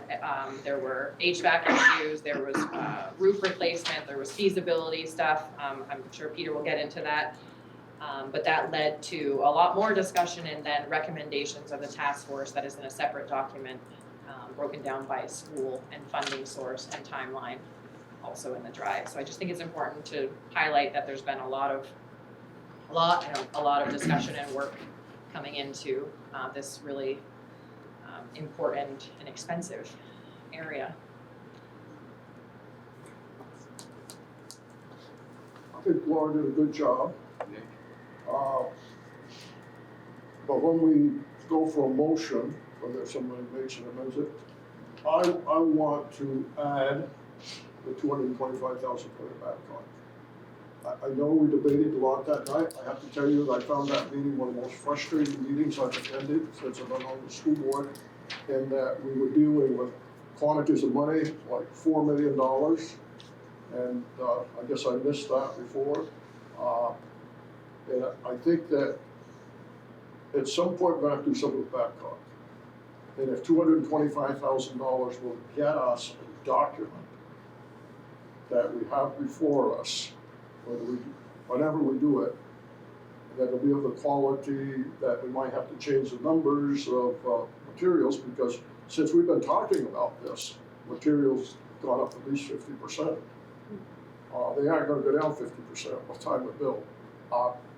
But as I looked at that sheet that night, and I think I advocated strongly, Jason's not here tonight, but that we get the money so he can upgrade his controls, because I think he's doing an excellent job, but that issue kind of works against it. But the more I've thought about it, I'm thinking, if we're gonna spend all this money, why ignore the fact that Babcock has some serious problems? And if $225,000 will get us the documents that this board can use going forward, then I, for one, want to spend the money. Laura, can I ask you, would that design allocation be eligible for our ESSER funding? Yeah, if it's, I asked that question to Jill Briggs, who's kind of heads up ESSER for the AOE, actually today in regards to Franklin as well, or yesterday. And if it's in the interest of a study or feasibility, so you're investigating the need and you're investigating your options, then that is something that qualifies as an ESSER expense. Not all the way up to like full design, but that so a good portion of it could be if we craft the strategy in the grant application the right way, which EEI could help us with. Because I just don't see, even if the budget gets passed, I don't see 225,000 coming soon. And if we can use ESSER monies to do that, at least we'll know the issues that need to be addressed. I think Highgate, we've done quite a bit of work. I know Chris is here, but with the bond, MVU's had a bond. I would say that Franklin, depending on how it comes out of this study, looks like they're gonna move forward. And so that leaves the only building that I think, well, every buildings are always needing work, but the Babcock really needs a lot of work. We could all sit down and write out what it is, but we have high quality people working for us. I would ask them to do a report, so. Laura, just, is there a timeline that we're trying to stick to that requires approval of these tonight, or could these wait until we incorporate them into our budget discussions at our next meeting? Unfortunately, and I think the facility task force members can speak to that as well, it is a very tight timeline. There are actually 20 to 30 week wait times on some equipment. Some of this can only happen because someone backed out and there's a supply that we can get. We literally have to store it here and, you know, in the next 30 days and take it. So unfortunately, these items, if we're going to move forward, we need to have approval before that. It's an unfortunate timeline. I understand that. The roof replacement would be an example of that. The roof replacement is something that the materials would literally land here and Jason would have to store them in the next 30 days. And then they would be hiring subcontractors and groups from out of state and in state, but they would have to revamp their entire team to pull this off in the time frame that we're talking about. Gotcha. I'm gonna go to Terry. I know you had your hand up for a bit. Thank you. I couldn't quite hear what Don was saying. I do, one of my questions though is kind of what Don was, I'm pretty sure some of the things he was saying, Babcock School really is kind of, you know, almost like, I mean, when I think of Highgate, I think, you know, and some of the funding that's gone in, I'm thinking of Babcock needing it too. And I wasn't sure, Don, what you were saying, but I am curious as to how Babcock isn't on a 5-year list. Yeah, It is on a 5-year list. It's on the, it was on the list, and then we had a meeting last Monday night, Chris's last meeting with us. There was a lot there. I supported everything that we wanted to do. I didn't push too hard on Babcock because I really was trying to process the information, but as we got near the end of the meeting, and Laura mentioned we had $4 million that maybe we have to spend at some point. I'm thinking if we spent 225, we would have a document that clearly delineates what Babcock needs. Whether we do it immediately, probably not, but at least we have a document being done by this group that's been working with us now for almost 2 years. And so that's what I want. But then I think we have a good understanding of the needs of every building in our district.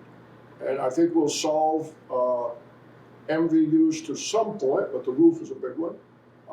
It looks like Franklin will come out and be good, Highgate, except the White Building. So I'm advocating for Babcock, not because I live in Swanton, but because I think it's a building that we need, and it needs work. Thank you. I totally agree. We need it and it needs work. All right, so I think we should go, well, yeah, let's do them one at a time. Is that, if that's versus the whole slate? Your thoughts on that? Whatever. This is what we agreed on at the meeting. So I'm just going to put this forward, and this is not the the Batbelker building.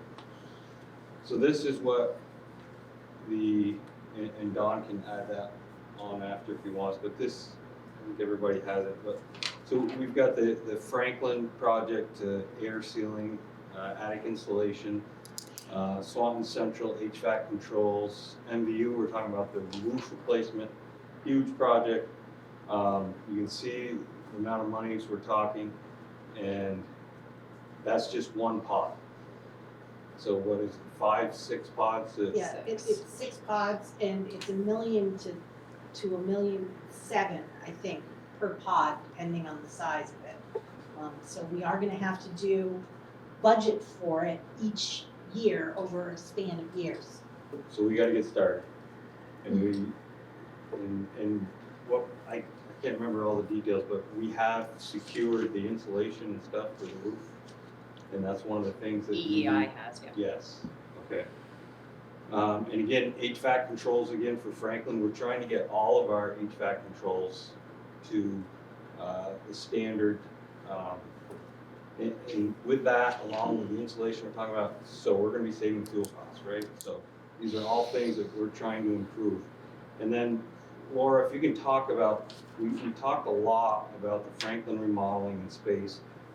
Joyce was on telling the space that we need, and it's $120,000 to get us to a place where we can start.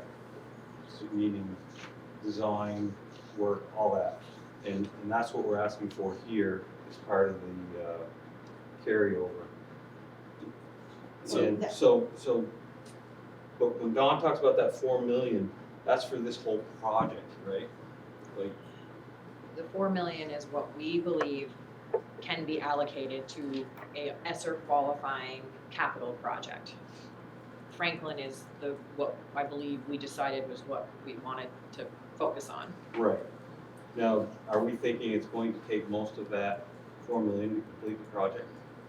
We won't know until we Right. investigate it further. That's Yeah. what this $120,000 would do, is allow us to research that. But I could, especially with the pricing right now, I think we were in the under 2 million range, but given the fact that we were looking at preliminary numbers, a minimal amount of space, not addressing all the needs, and the price of everything is doubling right now, I don't think it's out of the realm of possibility, but there could be some left. We won't know that for at least a few months. Karen, can you hear all the numbers that we're giving out? Sorry, Don was asking if you're able to hear the numbers that we're discussing. Oh, thank you. I didn't hear that, but I'm able to look at it on Laura's, what she shared with us. So thank you, though. Right. Thanks, So- Don. You can see that the sheet we worked with the other night had seven opportunities. Oh, I didn't see all 7. The one on Laura's has, I think, 5. Okay, so, This one is the one that says EEI, Terry. It's in the drive as well. Oh, thank you. I was looking at the wrong one. Thank you. okay, so I'm gonna take over again here, sorry. Peter, was that a motion to approve the 5 projects It that will you be, listed? It will be, okay. but I just want to reiterate the Franklin project, and with Joyce talking about it. A lot of that discussion, and rightfully so, was we want to come up with a project because we're adding space. We don't want to spend all this money and 5 and even 10 years down the road say we didn't do enough or it's not big enough. We were concerned that the scope wasn't big enough. So that is one of our concerns, and we were willing to spend $120,000 to see what we could get. So yes, Devin, I'll make a motion that the Facilities Committee did recommend to bring to the board these 5 projects I just discussed. Okay, so we have a first motion to approve the 5 projects listed with a total of $1,438,800. Do we have a second?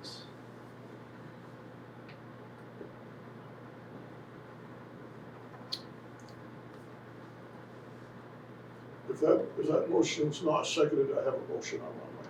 All right, let's call for a second to approve these 5 projects. And I'm thinking as I'm thinking as you're doing this, but the ESSER requirement may require a separate, very specific motion for those. So Franklin at this moment for that 120,000, we may want to separate, and this is, I apologize, this is a new requirements for me, but we may want to separate that because it's ESSER funded, they may require that. Okay, Peter, so, So what, At least Franklin, yeah. Is Franklin's, whoops, go ahead. I know Don's anxious to get the Babcock at 225, would that also be considered in the ESSER? If I can get them both approved, yeah. that's So They SRO. both qualify. Do we want to make a motion I to believe just so. do those 4 other projects together? Okay, so we have them, I think that'd be a good way to do it. Are you making the motion? Yes. Okay, Peter has made a motion for the 4 non-ESSER projects, totaling 1,318,800. Do we have a second on the approval of those 4 projects? So that's number 2 for 55,000 at Franklin. 35,000 for air sealing and attic insulation in Yep. Franklin. 143,800 for Swanton Central Controls. Yep. Okay, and then the MVU roof replacement for 1,085,000. Phase 1. And then the HVAC for Franklin for 55. Phase 1, it's not a full, I just want to be clear No, about that's that. not- no, Yeah, that's a- yeah. It's not the whole roof. Okay, so on those 4 projects, is there a second?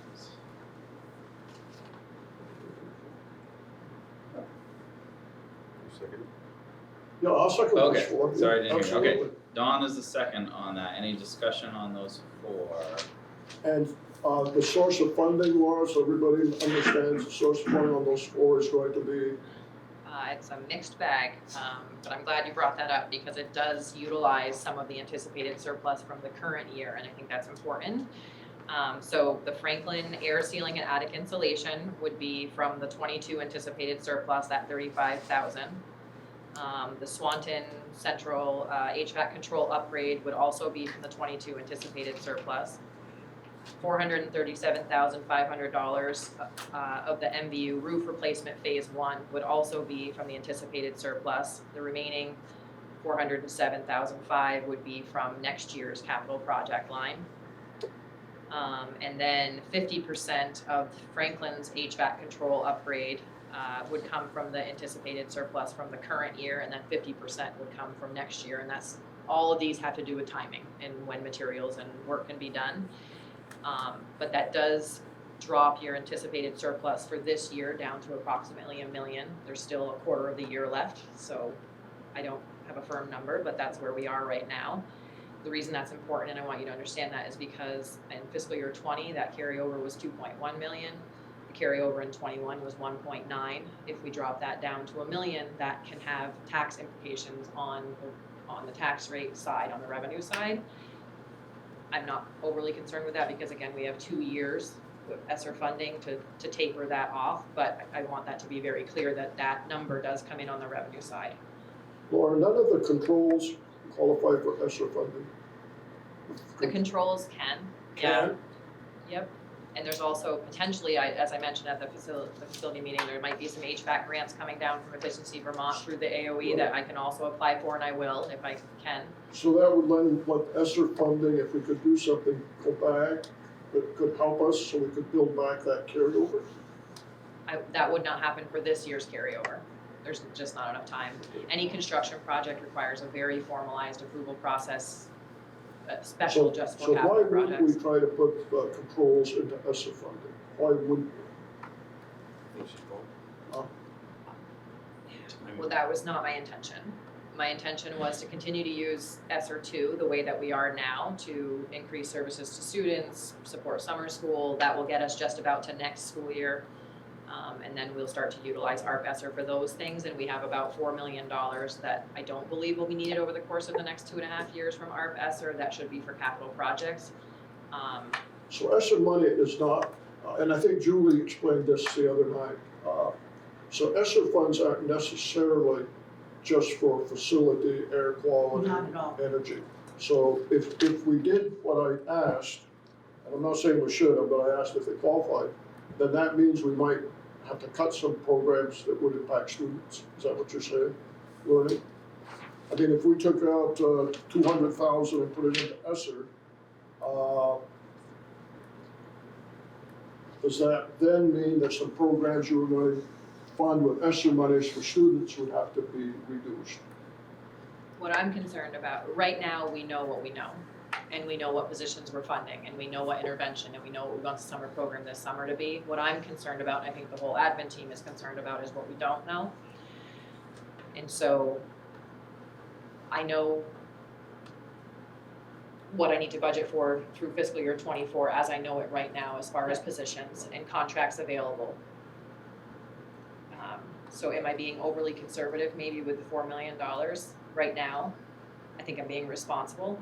I don't think we'd be in a position right now to cut anything when I'm concerned about what we don't know. I don't want to cut any student services. The bulk of the funding, at least 20%, has to be set aside for intervention and supports coming out of COVID for students. That's true. And then we also have a chunk of it that needs to be spent on students who come from historically marginalized populations. And so we have a number of these pieces. We do have, we think, about $4 million that we could use as a one-time opportunity to do something substantial. And one of the reasons why Babcock wasn't really brought forward is the preliminary assessments we did on each building. Anything that we were talking about in Babcock was $12 million or $8 million, and more than our ESSER could handle, which would then mean votes or leases or some other process. So the reason really why Franklin's study is in here is because our thought is, we tried the preschool idea, that really didn't have support of the community. We really want to get harder numbers on what it would mean for Franklin to have more classroom space and office space so that they could have, and again, Joyce, I can hear Joyce in my ear, I don't want to promise him, but we currently have a preschool that serves fewer kids than we would like, and it shares with music, and they have to pack up and move everything at night. The study, when the engineers came through, there was no wasted space. Every space is being utilized. So the reason why that was chosen is one, that it is a smaller dollar number that ARP ESSER could potentially take care of the whole thing. And then also that it was directly tied to increased services and instruction for kids. We have half-day kindergarten increase in Franklin. I don't know that that would change that or not, but these are the kinds of things we can't do because of the footprint of that building. And only by digging in, we've had the estimates, it's about $2.5 million when we looked at it, over about a year ago. We expect that number would be higher.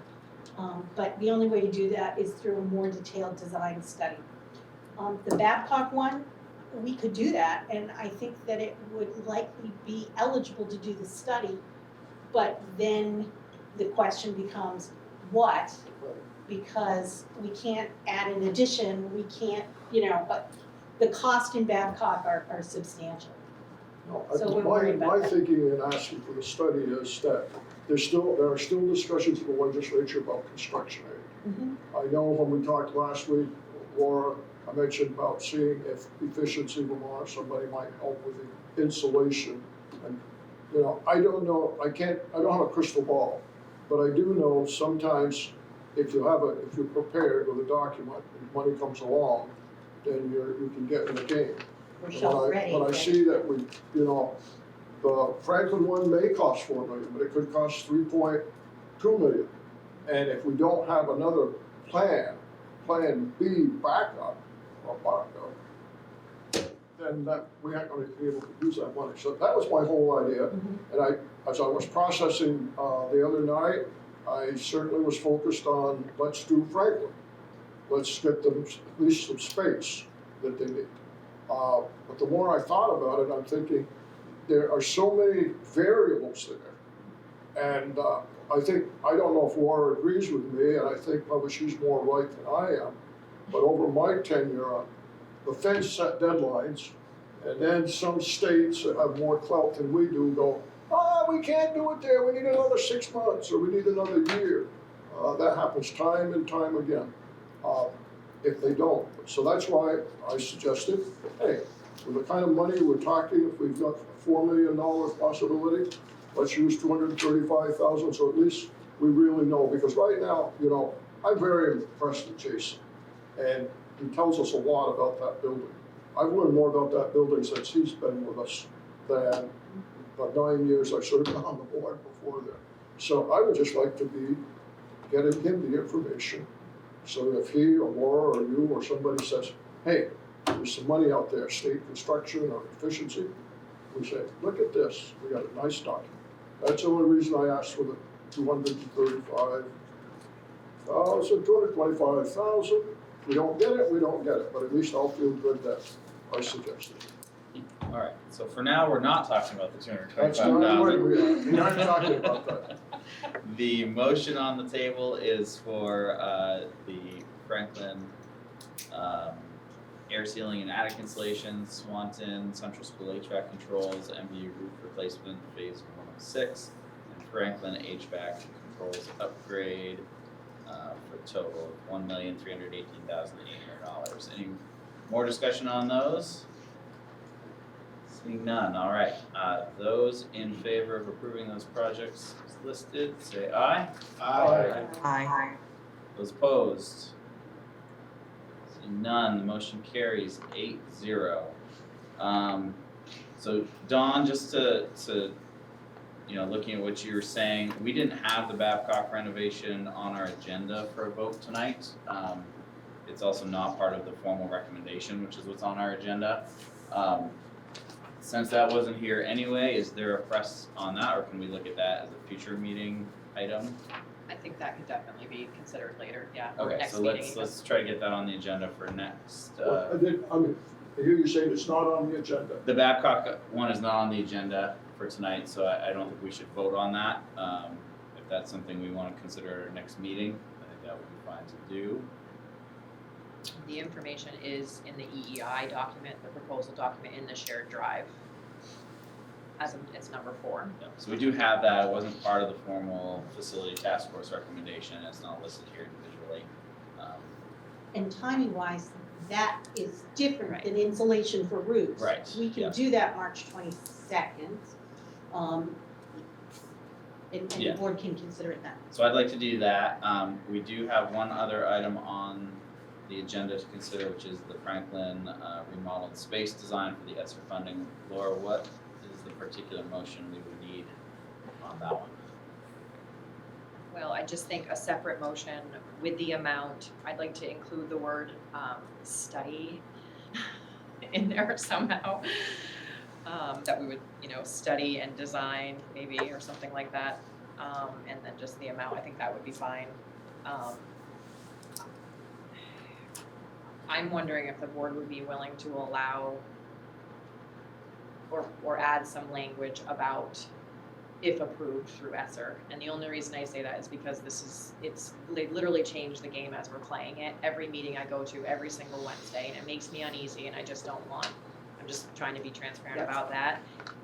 If for some reason, they told me today in an email, I have it in writing, black and white, but there's a team of people that look at these requests that go through your application. So if you could just maybe include some language around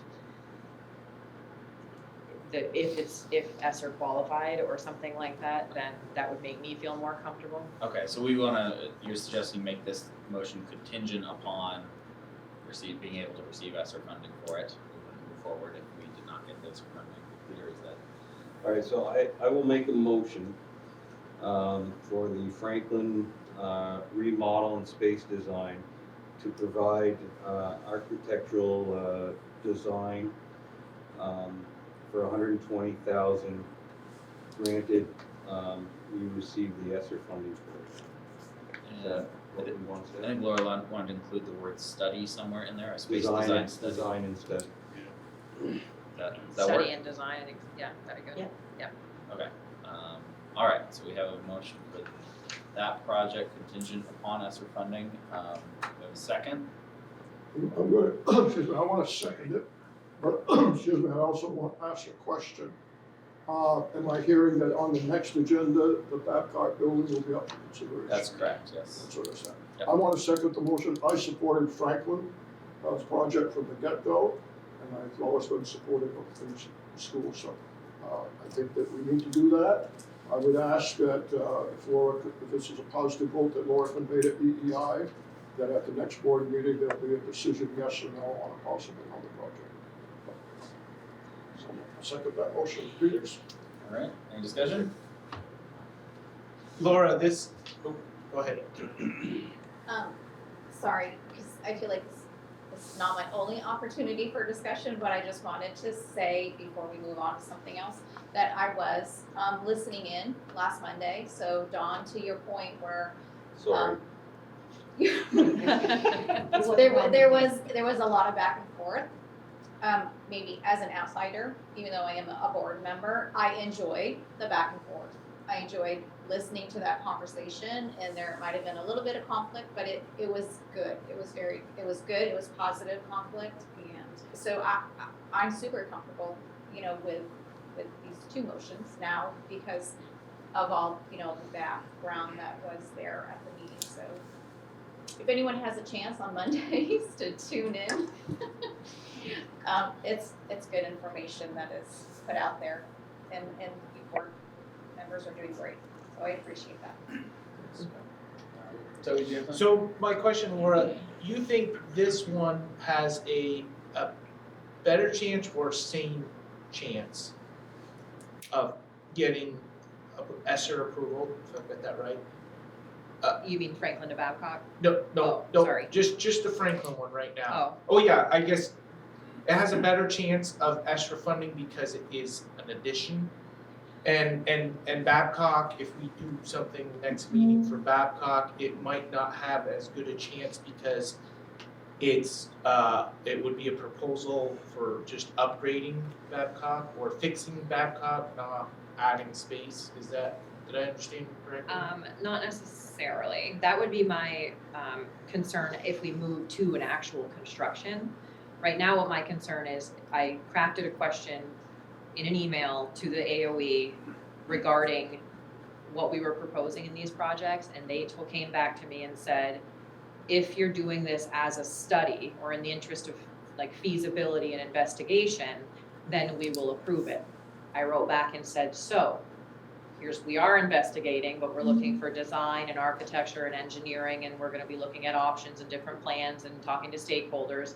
And they did not respond again to me. And there's just been a lot of uncertainty with this. So while I have it in writing that they will support something like this, I believe it is. Either one of these, as a study of space and how to support students, would be a qualifying ESSER expense. Until I see the actual approval and the checkbox and the GMS, I'm just a little bit concerned about either one right now. I have to be careful about how we craft the strategy in the GMS, how we say we're going to support it, how it helps address underserved populations, all those things. It's my uncertainty with ESSER funding and the whole process. And So if this motion passes tonight, will we know if it's secured by next meeting? I'm going to try, but I can't guarantee that. Okay. That may shape our motion next time. Well, I'm Based on just, whether we know I'm that or thinking not. if for Babcock. Yeah. Yeah, it's definitely Yeah. contingent upon grant approval. Yeah, I think it is, Laura says GMS, that's the grant management system. And all of our applications go in there and our approvals go through there. It is all about whether the language, and Laura and her team, as well as Kosha and the academic side of things, have to be very particular about how we write our strategies so that they meet the very specific federal grant requirements. And they are being tough on these things. So we are hopeful on this. I'm glad you added the contingent upon grant funding. I think that's very important for either of them. Any final discussion on this item? Seeing none. All right, all those in favor of the Franklin space design study contingent upon ESSER funding, $120,000. say aye. Aye. Aye. Those opposed? And motion carries 8-0. See what you get to look forward to, Bill. All right, board goals update. I know Terry's on. I don't, we haven't met since, the last meeting, I don't believe, so, our next meeting is scheduled for next week. March 16th. Do we have another meeting scheduled yet for facilities? Not scheduled, no. Okay, so for the next facilities meeting to be determined. Future meeting dates, our next board meeting, now has been changed. It will be Tuesday, March 22nd, 6:30 PM here at the MVU library. I just want to go on record as saying I'm making it home for the meeting on the 24th, so I'll be virtual on the 22nd because I'm flying on the 23rd. Just saying. Okay. Okay. We look forward to you coming home soon. Thank you. All right, with that. Oh boy, our agenda's over, guys. Jen? There's no, I see it dropped off from last time, and I should have noticed it when I looked at it 3 times today, but, future, Right. future, Oh, future Okay. agenda items. It's not on here because this is a special reorganization. At next board meeting, we are going to have conversations about proficiency-based grading and transcripts from Jen. We are going to have budget. We are going to have facility update and recommendation as well there for the Babcock studies. was it truancy, I don't know, I'm trying to remember, last month, what was it that we've already? You we've did been having? truancy last time, Okay, it wasn't truancy, the one that we've been having on there. SRO. Yes, the SRO. Now, I have been in touch with the new chief. He apologized for not getting in touch earlier. We have some SRO contract issues to work through. He has been very busy because of recent events in Swanton. So We're meeting with them Thursday. we're meeting with them Thursday. So I will get a chance to talk with him finally on Thursday, and I can bring that forward to, if we'd like to meet and have you talk about. But he's got some catching up to do on our SRO contracts and their grants and where we are right now. So we're talking through that on Thursday. Just had a word with you. Yes. Will we be able to, like, on future? Our next agenda will have our, Yes. keep track of them again, We can have. and we can add to them. Awesome, Yes, perfect. yes, absolutely. Peter, you had something? Yeah, I just wanted to congratulate you on being the chair, thank you. And you did a great job on your first meeting, although it is almost 9 o'clock and we're supposed to be starting at 8:30. Chris left, he put the agenda together and left. But I want to come back to meeting organization. I thought of something after. We didn't, and I'm not saying we have to here, but maybe we want to think about in the future, meeting places. Yeah, you're right, I noticed that too, we already moved on, I think we'll Yeah. bring that up at the next meeting, Sure. just so we can do that Yes. explicitly. Didn't want to forget that. Yeah, that was my No, first Devin? error. Devin, well, I don't know that it's an error. You had an idea. I did, And we wanted to then bring that to the board and have a discussion about it, which we can certainly do yeah, so we can, next we time. can share that with the board and discuss it next time. Absolutely. Don? I think there's another agenda item we need to add next time. I think you're gonna be bringing in a recommendation maybe? Oh, yes, we had our first meeting of our MVU Principal Search Committee, and we are hoping to have a candidate to bring to you for MVU Principal by our March 22nd meeting. And of course, we also have the Highgate School Board member process to hopefully do at that meeting as well. So it's gonna be another long one, unless we're really efficient. All right. I wondered, I mean, I didn't want to bring it up during the meeting, but I wondered how many people sitting around the room wondered what's happening to the principalship. And Want to talk about it in front of them. they want to say it. So, Alright. maybe nobody's concerned about it. Yeah, well, we certainly are, I'm sure. So, all right, thanks, Don. We'll make sure that's there. And Terry, I saw you had your hand up. I was just gonna talk about, we'll have the Highgate person on the agenda, so I'm covered. Thank you. And by the way, each of you did a beautiful job, chair, vice chair, and secretary. We will miss Chris. He did tough shoes to fill, but you guys are up to the job, so thank you. Thanks, Terry. All right, so now I will take a motion to adjourn. So Peter's the first. 1 second. Steve's the second. I'm tired as nobody volunteers. All those in favor? Aye. Aye. All right, we are adjourned at 8:56.